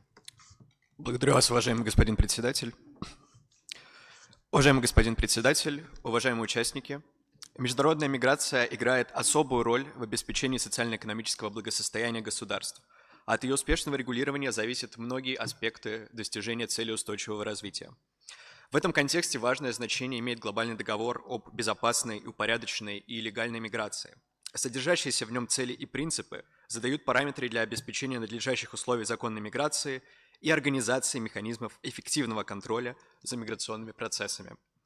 Позитивно оцениваем роль ЭСКАТа как уникальной региональной площадки для налаживания координации и обмена опытом между странами Азиатско-Тихоокеанского региона по практической имплементации положений глобального договора и миграционной тематики в целом. В настоящее время наша страна активно работает над совершенствованием своего миграционного законодательства с целью последовательного упорядочивания миграционных процессов. Принимаемые российскими властями меры не направлены против граждан какой-либо одной страны, а ориентированы на поддержание безопасности и более действенную борьбу с незаконной миграцией.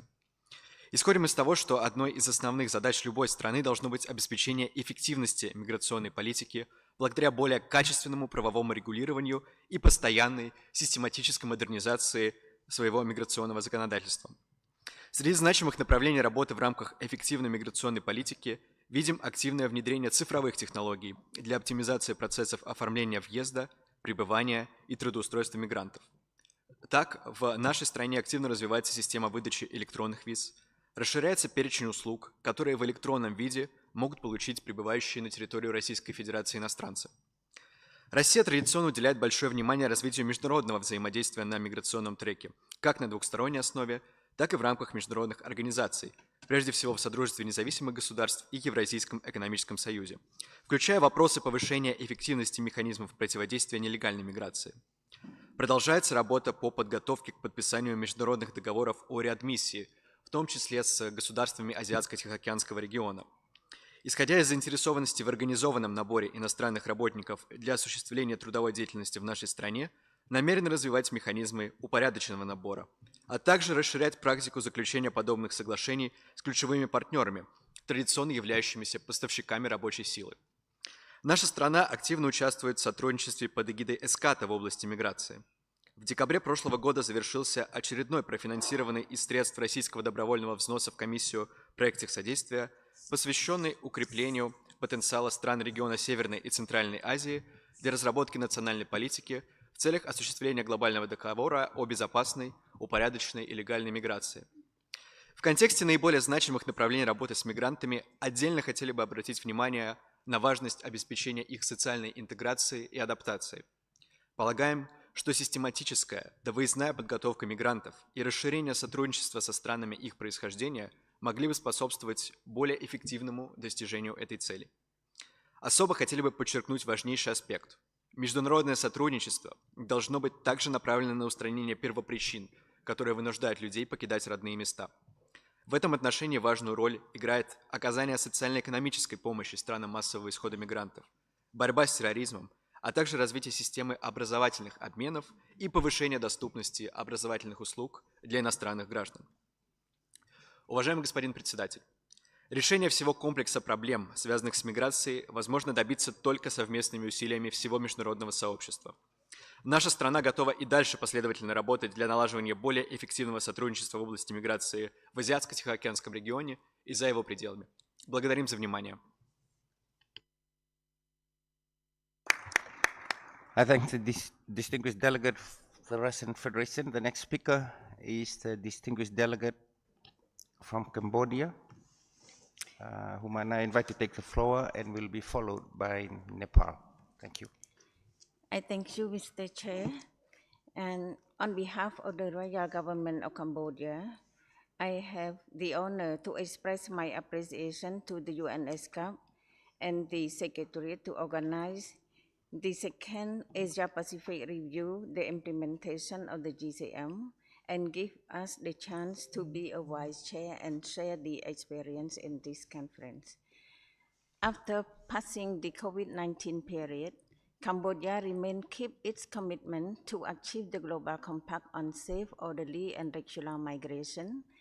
The International Organization for Migration recognized Cambodia as a champion country for achieving GCM initiative in February 2021. To start the implementation, the Royal Government of Cambodia has consented to select 3 main objectives among 23 set by GCM Secretariat as basic pathway to be implemented and develop the National Implementation Plan for 2024 and 2025. The 3 selected objectives are: the Objective 1 focus on the collect and utilize accurate and disaggregated data as a basic for evidence-based policy. Objective 11 is to manage border in an integrated, secure, and coordinated manner. The Objective 23 is to strengthen international cooperation and global partnership for safe, orderly, and regular migration.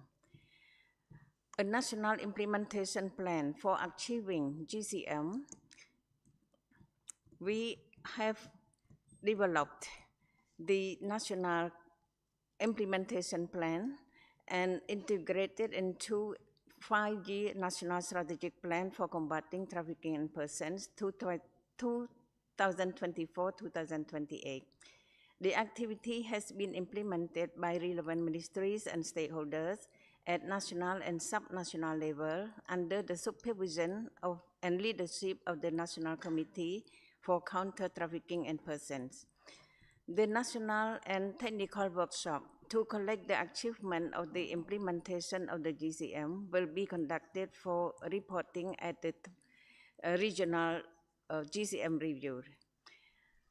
To enhance in collaboration, Cambodia have worked closely with Thailand to develop the plan of action to implement the MOU on bilateral collaboration to combat trafficking in persons, with Vietnam to develop the Secretariat the standard of operation procedure on the return and refer victim of trafficking in persons, with Philippines to strengthen collaboration to combat trafficking in persons under the technical support of IOM, ASEAN Act, and other stakeholders, and plan to discuss on the strengthened collaboration with Indonesia and Laos PDR for preventing cross-border trafficking in persons, and continue to strengthen collaboration with other countries to solve the existing issues regarding to individual nationals case found. The Victim Identification Guideline 2015 is in the review process under the support of JICA in combined with the national referral system.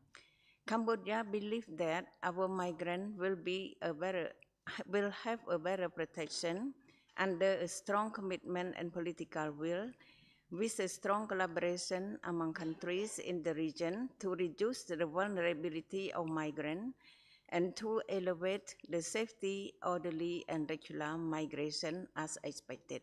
I thank you so much, sir.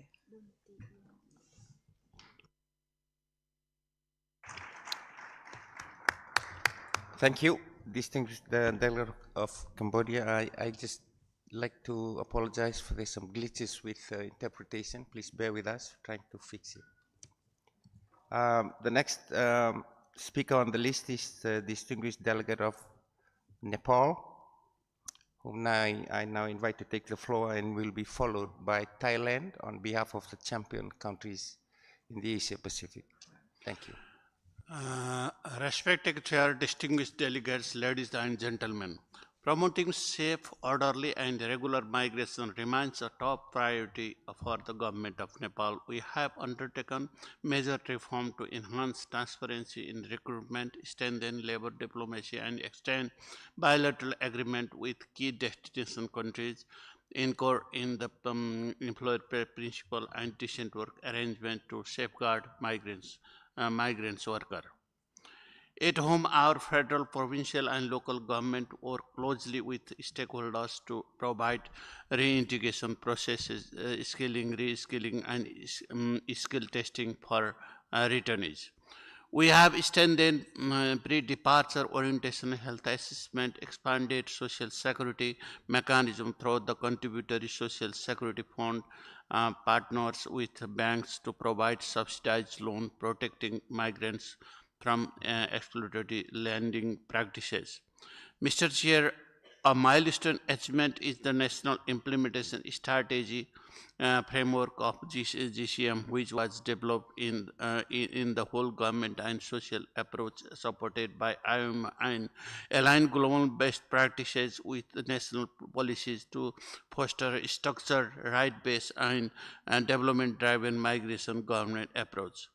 Nepal labor migration status report is in drafting processes with the help of ILO. Likewise, the recruitment cost survey of migrant worker in Nepal with the objectives to gather comprehensive data on recruitment fees.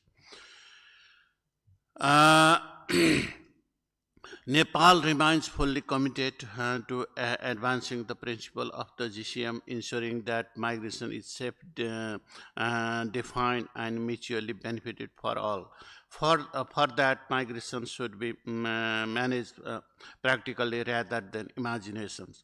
We don't forget that it has benefit for individual, families, and community together.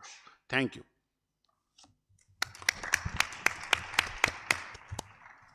Thank you, the distinguished delegate from Nepal. We now give the floor to the distinguished delegate from Thailand on behalf of the champion countries in the Asia Pacific, and will be followed by Indonesia and Pakistan, just to give you a heads up. Thank you. Excellencies, Thailand is honored to deliver this statement on behalf of the GCM champion countries. We, the GCM champion countries in Asia and the Pacific, reaffirm our commitment to the Global Compact for safe, orderly, and regular migration and its objectives and guiding principles, we emphasize the importance of protecting migrants' rights, saving lives, promoting regular pathways, and shifting migration narratives toward a more inclusive and balanced discourse. Asia and the Pacific is home to some of the largest and most diverse migration flows globally, with over 122 million international migrants originating from and residing within the region. The movement of people continues to shape our shared prosperity. Migration serves as a vital lifeline, enabling families to access better opportunities while contributing to regional economies. Migrants from Asia and the Pacific sent home nearly $300 billion in remittances in 2023 alone, supporting education, health, and poverty reduction for millions of households. Migrants from the region contribute to sustaining the welfare economies of recipient countries through the provision of quality migrant labor. At the same time, the region faces unique challenges. Rising sea levels, disasters, and climate-induced displacement are affecting millions, particularly in low-lying and island nations. These vulnerabilities underscore the urgent need for climate-resilient migration policies and enhanced regional cooperation to address the intersection of climate change and human mobility. As GCM champion countries, we are committed to advancing innovative solutions that address these challenges and promote resilience for both migrants and communities in the region. Still looming large over our migration concerns in the region is the complexity of addressing transnational organized crimes.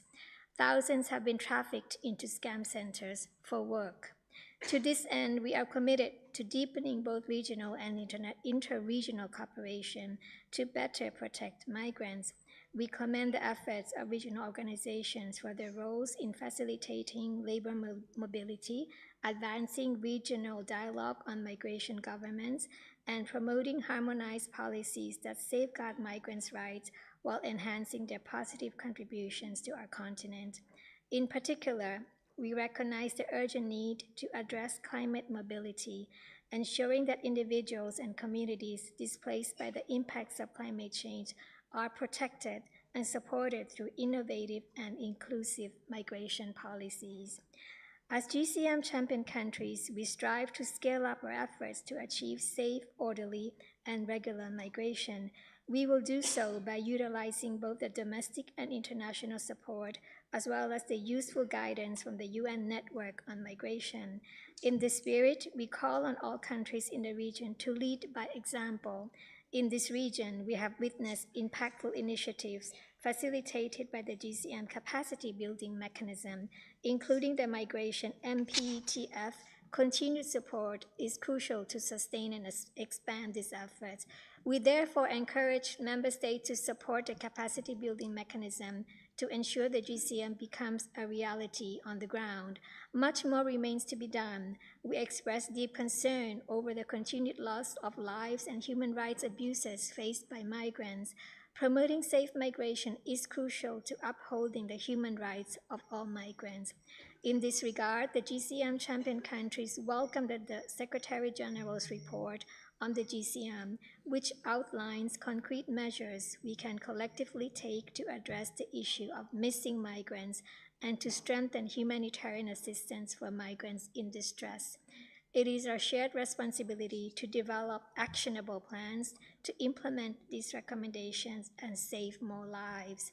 As GCM champion countries in Asia and the Pacific, we are determined to lead by example, actively sharing good practices and learning from each other across the continent. We commit to ensuring that voices from the region are strongly represented in the global debate on migration scheduled for 2026. By working together, we can ensure that migration continues to strive sustainable development while upholding the dignity and rights of migrants across our continent. I thank you. Thank you, Thailand, for that statement on behalf of the champion countries in the Asia Pacific. I now give the floor to the distinguished delegate from Indonesia, and will be followed by Pakistan and Tuvalu after that. Thank you. Thank you, Honorable Chair. We welcome the conduct of the second Asia-Pacific Regional Review for the implementation of GCM and extend our appreciation towards our gracious host. We are also honored to be trusted as one of the vice chairs of this meeting. Indonesia is fully committed to ensuring that all migrants are safe and protected at all stages of migration, and their rights are safeguarded throughout the process. Under the new government, migration has received increased focus and attention.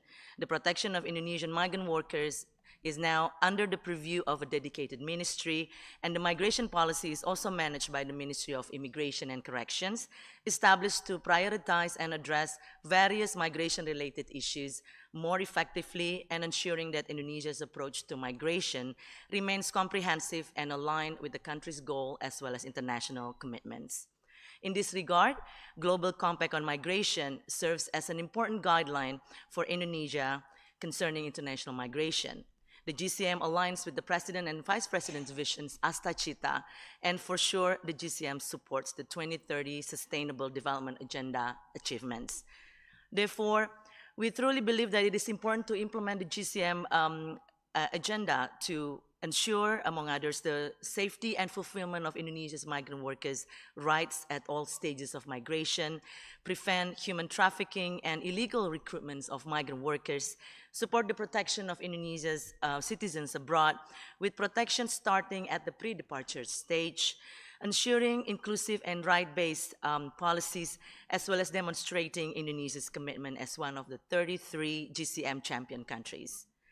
We highly appreciate the United Nations Network on Migration for launching financial support for sustainable development in Indonesia through Migration Multi-Partner Trust Fund, or MMPTF, which is managed by the IOM in collaboration with UNDP and UN Women. The MMPTF program has significantly contributed to improving migration development and management in Indonesia, enhancing capacity building initiatives, and developing Satu Data Migrasi International Indonesia System, or One Data System, integration of migration data from several ministries and institutions across Indonesia, as well as international partners.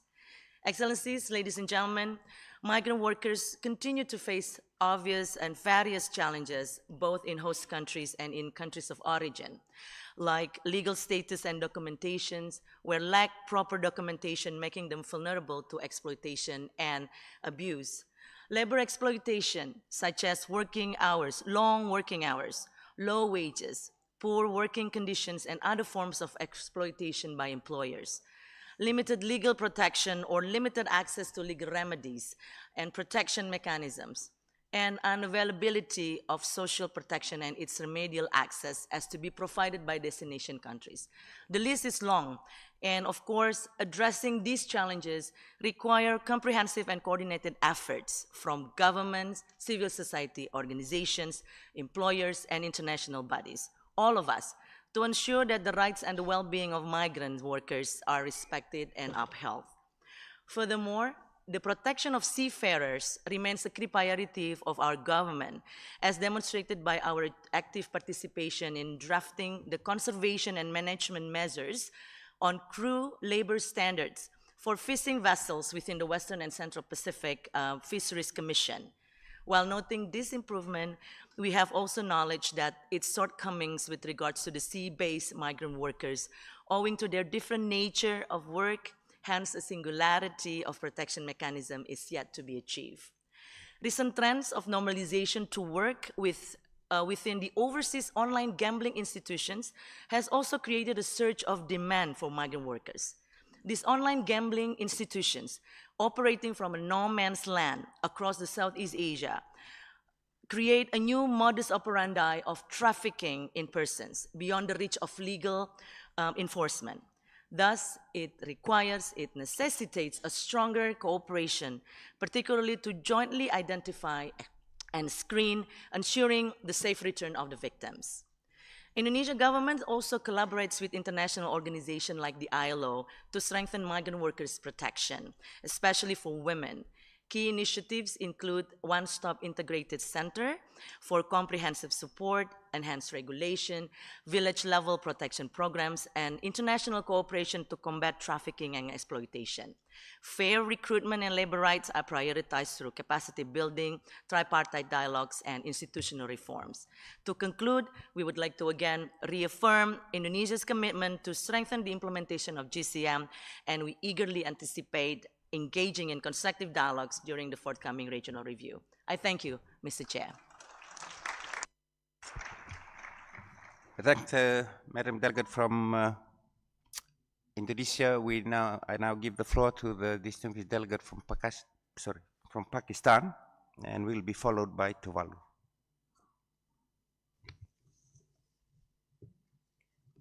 Mr. Chair, Pakistan considers the Global Compact for Safe, Orderly and Regular Migration a framework of joint commitments on managing, coordinating and cooperating on various facets of migration. We see it as a reference point and a guide to explore avenues of bilateral, regional and international cooperation. We are one of the largest countries of origin of international migrants. Our diaspora constitutes not only a major source of national development, but also for their host countries. Pakistan's professional, skilled and semi-skilled labor force play an important role in driving economies across the globe, particularly in the Middle East, Europe, and North America. Remittances from Pakistan's expatriates contributes over $30 billion annually to our economy. The government has incentivized remittance through banking channels. The government remains cognizant that efforts to improve social welfare, education, and poverty alleviation directly contributes to 2030 Agenda for Sustainable Development and is linked with migration trends. We have an abiding interest in protecting the rights and welfare of migrants abroad and further strengthening the bilateral and multilateral frameworks for promoting pathways for regular migration in collaboration with the IOM and our partners in Asia-Pacific region. Towards this end, Pakistan's policy to facilitate regular migration and manage irregular migration is in alignment with the core objectives of GCM. Under the framework of IOM, Pakistan actively participates in the Colombo process as chair of the thematic area working group on promoting cheaper, faster, and safer transfer of remittance to incentivize regular migration for sustainable development. We also regularly participate in Bali process, Budapest process, and Almaty process on migration. Mr. Chair, in terms of migration governance, we are cognizant of the multidimensional character of migration. Accordingly, we are pursuing a whole-of-government approach, developing effective migration policies and implementing them through legislative and administrative actions while also leveraging data. Pakistan has a well-structured digital database to record migrants in Islamabad and all 4 provinces, which help in evidence-based policy planning for managing migration. The Bureau of Immigration and Overseas Employment, Pakistan, maintains digital immigrant registration protector clearance system, online complaint cells, and comprehensive mechanism for legal and efficient transfer of remittances. Mr. Chair, Pakistan considers regional and international cooperation an enabler for promoting regular and migration and combating unsafe and irregular migration. We are engaged bilaterally with several countries and the European Union on a range of migration-related issues in line with the principles and objectives of GCM. The initiation of a migration and mobility dialogue with the EU is indicative of our collaborative approach on this multifaceted issue. Furthermore, Pakistan has signed multiple bilateral MOUs to ensure welfare of migrants and promote structured, mutually beneficial migration arrangements contributing directly to the objectives of the GCM. With a view to protect human rights, Pakistan is taking measures against human trafficking and improving border controls. Mr. Chair, we note 5 key challenges in achieving safe, orderly, and legal migration. First, the mixed flow of migrants and refugees creates complexities in policy responses, necessitating a more nuanced and inclusive approach. Second, climate-induced migration is an escalating concern. Third, economic inequalities remain a key driver of migration, pushing individuals toward illegal migration. Fourth, human trafficking and smuggling networks continue to exploit vulnerabilities, demanding stronger enforcement measures. In addition, the rise of anti-migrant political discourse in various regions presents obstacles to international cooperation and the humane treatment of migrants.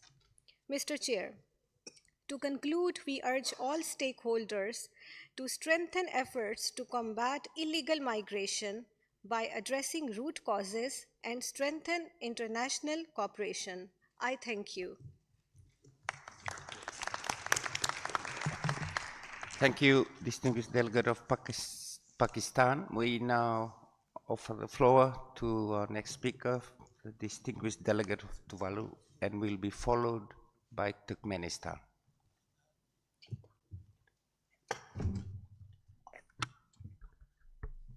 The Honorable Chair, thank you very much for allowing me this privilege to deliver the statement on behalf of Tuvalu. But before I do so, let me join the distinguished speakers before me to convey Tuvalu's immense sense of thanks and gratitude to IOM ESCAP for bringing us together today. And of course, to our wonderful host, the government and the people of Thailand, for their warm hospitality.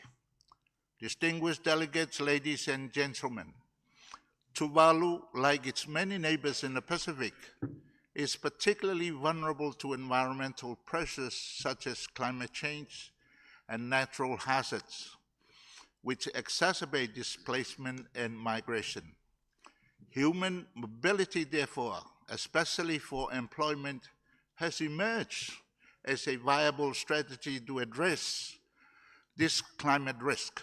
It fosters strong connections among people, businesses, and communities through remittances, knowledge transfers, and support networks.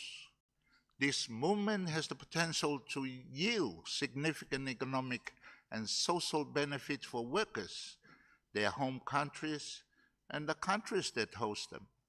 However, we still have to address several challenges in ensuring that migration processes are safe and effective. These include limited wage earning opportunities domestically, high rates of underemployment, particularly among youth, insufficient resources to expand migration programs, and heightened vulnerability to economic shocks caused by natural events. In addition, migrant workers often face additional challenges such as insufficient access to decent work, low financial literacy, and negative social impacts on their families and communities they left behind. In Tuvalu, we have a long history of participating in overseas labor migration in niche markets, especially in seafaring, agriculture, especially in New Zealand, and phosphate mining in Nauru. The remittances from these workers have significantly contributed to our economy since independence.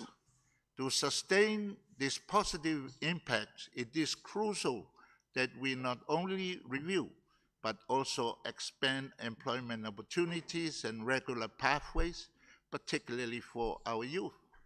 We appreciate the support from our development partners, including the International Organization for Migration, IOM, and the International Labour Organization, ILO, through the MMPTF project in the Pacific. This project addresses various challenges through targeted initiatives aimed at enhancing safe and fair migration, while also respecting our Pacific values. The project plays a vital role in advancing the objectives of the Global Compact on Migration, GCM, particularly in promoting regular pathways, recruitment, and decent work in the Pacific. We are actively involved in strengthening regional collaborations with the Pacific Island Forum Secretariat, PIFS, IOM, and ILO in developing the Pacific regional labor mobility principles which are currently being formulated. This principle will guide Pacific governments in creating a harmonized approach to labor mobility based on international labor standards and human rights. To this end, our Labor Department officials have benefited from capacity building training provided by the project, including the bilateral labor migration agreements, BLMA regional training, and the fair ethical recruitment training held in May last year. These training sessions have enhanced our officials' ability to manage labor migration effectively, ensuring fair recruitment practices and the protections of workers' rights. Furthermore, the project has strengthened the collaborations of Pacific Can I ask if you employers can and wrap unions up, on please? labor Thank you. migration issues, fostering increased coordination between unions, employer and business member organizations on migration matters. This meeting also enabled the Pacific Island Council of Trade Unions to develop and publish their inaugural regional position paper on labor mobility, which has since influenced various policy processes. In closing, I emphasize the importance of continued support for Tuvalu and the Pacific region. I look forward to maintaining our partnerships and collaborations to sustain this achievement and further expand the benefits across the region. Thank you, Mr. Chair. Thank you, Tuvalu. I now give the floor to Turkmenistan and will be followed by the Philippines and Japan, hopefully before we go break for lunch. Thank you. Спасибо, уважаемый главы и представитель делегации, уважаемый председатель. Позвольте от имени делегации Туркменистана приветствовать вас на втором Азиатско-Тихоокеанском региональном обзоре. В ходе осуществления глобального договора о безопасной, упорядоченной и легальной миграции выражаем благодарность организаторам за приглашение и желаем всем участникам плодотворной работы. Уважаемые участники, Туркменистан всецело поддержав резолюцию Генеральной Ассамблеи ООН о глобальном договоре о миграции, разработал национальную методологию его интеграции, основанную на инклюзивном подходе и в рамках национального координационного механизма, сформированного при участии государственных структур гражданского общества и МОМ, достиг следующих результатов. В 2020 году представлен первый добровольный национальный обзор ВСКАТО. В 2022 году проведена комплексная оценка динамики 2022, приуроченный к Международному форуму по рассмотрению проблем международной миграции. В 2024 году представлен очередной национальный обзор на втором региональном форуме по обзору осуществления ГДМ для стран-участниц Европейской экономической комиссии ООН. В рамках обеспечения добровольного, упорядоченного и легального характера миграции для ускорения осуществления глобального договора в соответствии с рекомендуемым действием декларации о прогрессе была проведена комплексная оценка.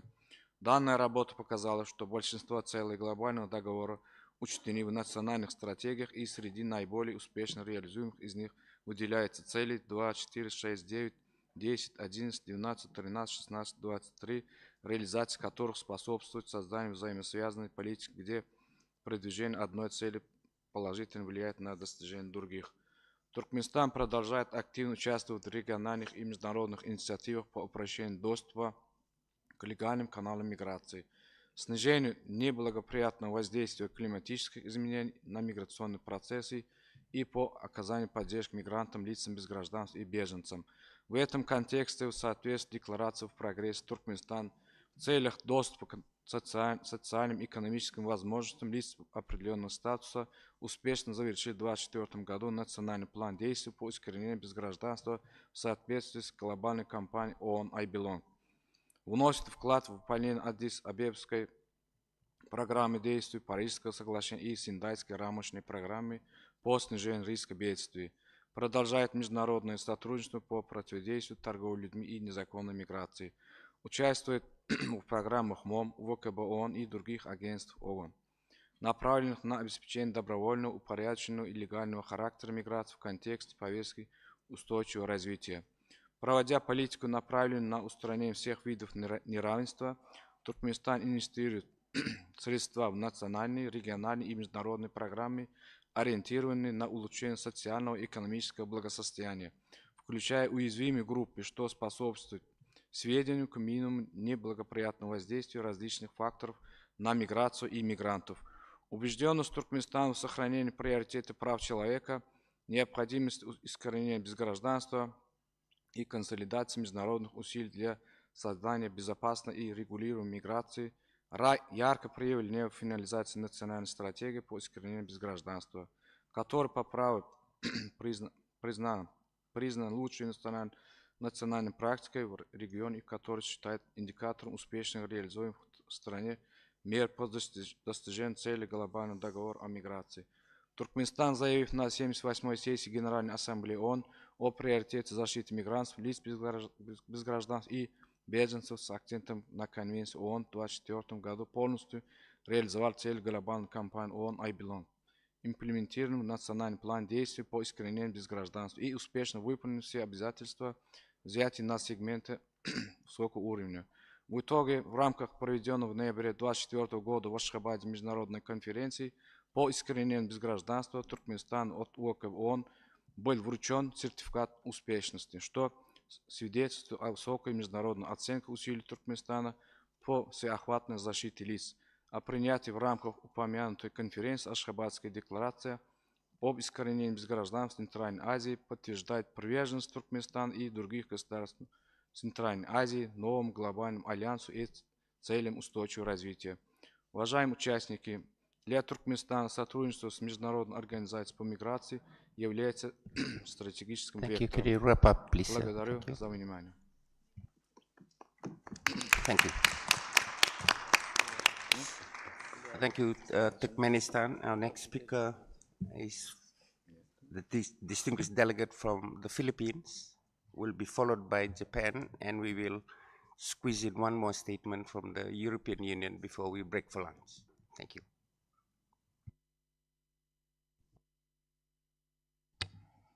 Thank you very much, Mr. Chair, and congratulations on your election by acclamation. On behalf of the Philippines, I'd like to deliver the following statement. The GCM is a groundbreaking international agreement to make sure that migrants are able to transfer from one location to another safely, orderly, and also now taking into account the health needs of migrants. And as we all know, because of the recent US elections and ongoing political developments in Europe, the health of migrants takes a very huge and significant profile in the minds of decision makers and stakeholders worldwide, be it at the national level, provincial level, and regional level. Health, Mr. Chair, is a main concern for the Philippines, being a GCM champion country, and the health of migrants is of paramount importance in the administration of President Ferdinand Marcos Jr. The bottom line is we help save lives, we protect lives, and we make sure that the quality of life of migrants and those left behind is not sacrificed if our migrants seek greener pastures. And if they do that, they would follow the laws, customs, and traditions of the country that they are adopting themselves into, because this is a basic right. Migrants have a right to safe and orderly migration, and the original inhabitants of a given country also have a right to live their lives as they see fit, especially in a democracy. The Philippines has come a long way in implementing the GCM since voting for its adoption in December 2018. The country actively participated in the International Migration Review Forum in May 2022, as guided by our comprehensive voluntary national review to share progress in the GCM. Indeed, as a GCM champion country, the Philippines continues to conduct various programs, initiatives, and engagements, noting the recommendations from the IMRF Progress Declaration to maintain and further accelerate its implementation of the GCM. As part of the Philippine government's efforts to combat trafficking in persons in the migration cycle, the Philippine Interagency Council Against Trafficking, or IACAT, in which the Philippines Department of Foreign Affairs is an active member, launched a collaborative study on Philippine informal and backdoor exits in January 2024. The IACAT, including the Bureau of Immigration of the Philippines, further amended some laws as well as the reorganization of offices to intensify efforts to combat trafficking. especially in those areas that are not normally looked at by security agencies. So, the Philippine Protection and Border Enhancement Section, or what we call IPROBes, enhances strict enforcement of immigration and departure formalities by bolstering efforts in the screening of arriving foreigners and detection of possible victims.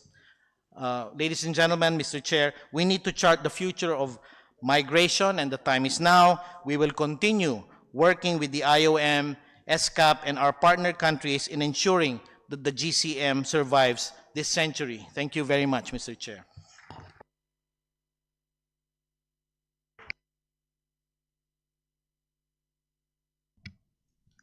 Thank you, Philippines. I now give the floor to Japan and will be followed by the European Union. Thank you, Chair. And now on this statement, I would like to focus and mention about Japan's regional cooperation on safe, orderly, and regular migration. To start with, together with IOM, we implement projects that contribute to strengthening appropriate border control capabilities in the Asian region. Specifically in Sri Lanka and the Maldives, in anticipation of the resumption of travel after COVID-19, Japan is building systems, improving facilities, and providing equipment necessary for border control that takes infection control measures as well. In addition, Japan is co-hosting the International Forum on Acceptance of Foreign Nationals and Their Integration into Japan with IOM, which is an opportunity for Japanese society, which accepts foreigners, to deepen its understanding of coexistence. In addition, Japan is working to smoothly accept refugees who come to Japan through the Third Country Resettlement Program, and is also providing repatriation and social reintegration support to foreign trafficking victims who are protected and rescued by the Immigration Services Agency and police in Japan and wish to return to their home countries. In terms of cooperation with IOM, Japan has decided to provide approximately $31.7 million US in humanitarian assistance for the Asia-Pacific region, Africa, the Middle East, and other regions in its 2024 supplementary budget. Of this, approximately $210,000 US was contributed to IOM's activities to support vulnerable migrants, internally displaced persons, refugees, and affected communities. In addition to IOM, Japan is also working with various international organizations such as ILO, UN Women, UNHCR, UNESCO, UNICEF, OHCHR, to promote and protect the rights of vulnerable migrants. Japan believes that such efforts contribute to the objectives of the Global Compact for Migration and will continue to work with other countries to resolve issues related to the implementation of the Compact. Thank you.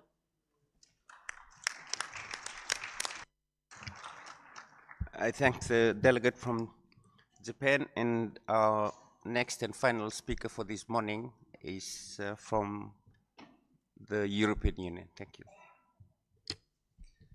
Thank you, Chair, for squeezing me in this session.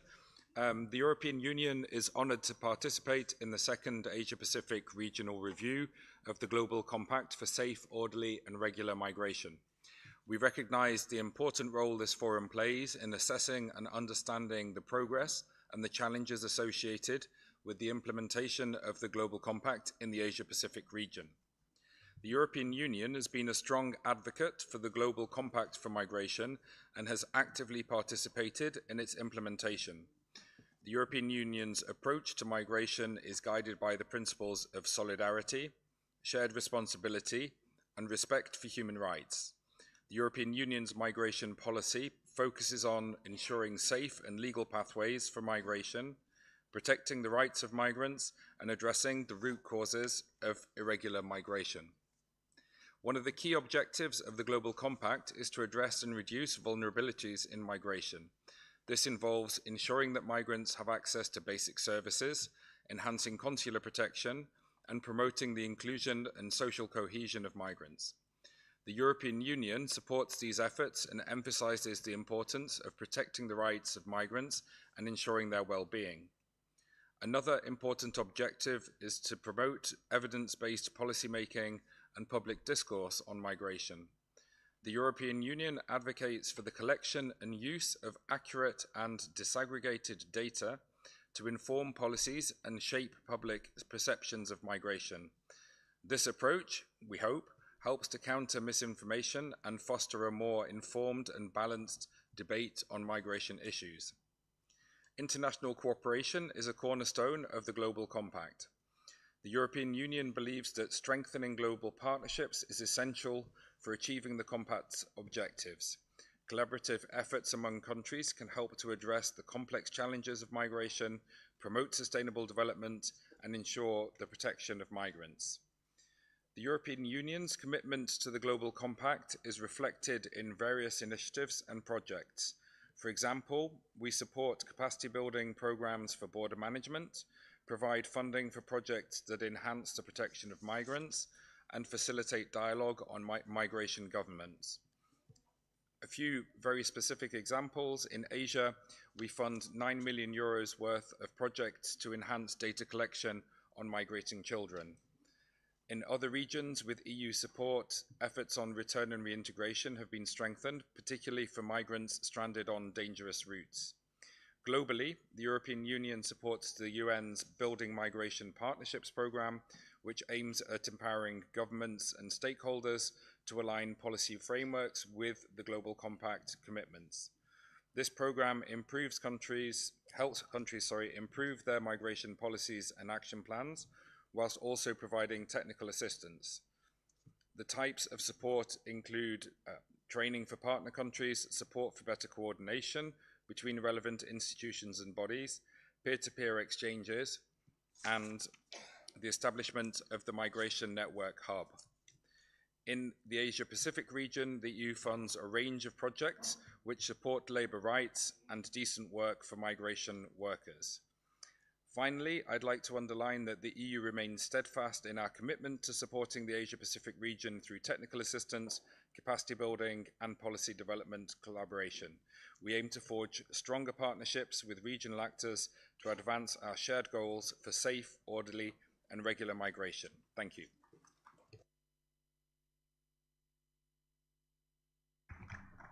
Thank you. I thank the distinguished delegate from the European Union.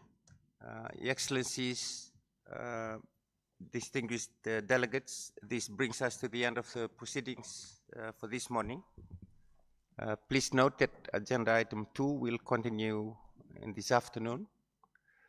And I now call on the Secretary to make an announcement, if any. Thank you, Mr. Chair, for giving me the floor. Excellencies, distinguished delegates, we have a series of side events during this three-day meeting, which are hosted by different member states, UN entities, and stakeholders on several topics linked to migration. These will be held on site in different meeting rooms, and some are offering virtual participation with required registration. During the lunch break today, from 12:30 to 1:45 p.m., we have 4 parallel side events. Please refer to the ESCAP meeting website on the side events page for the full schedule and the room information. Side events are being held in meeting rooms A, F, G, and H on level 1. Please be informed that the international cafeteria is located on the first floor of the building. The Raj Purwak Lounge, located on the ground floor, serves various light meals, pastries, coffee, and beverages. Please enjoy your lunch and the side events. Over to you, Mr. Chair. Thank you, Secretary. On this note, I adjourn this meeting. We shall reconvene at 1400 hours at 2 p.m. sharp this afternoon. The meeting is adjourned.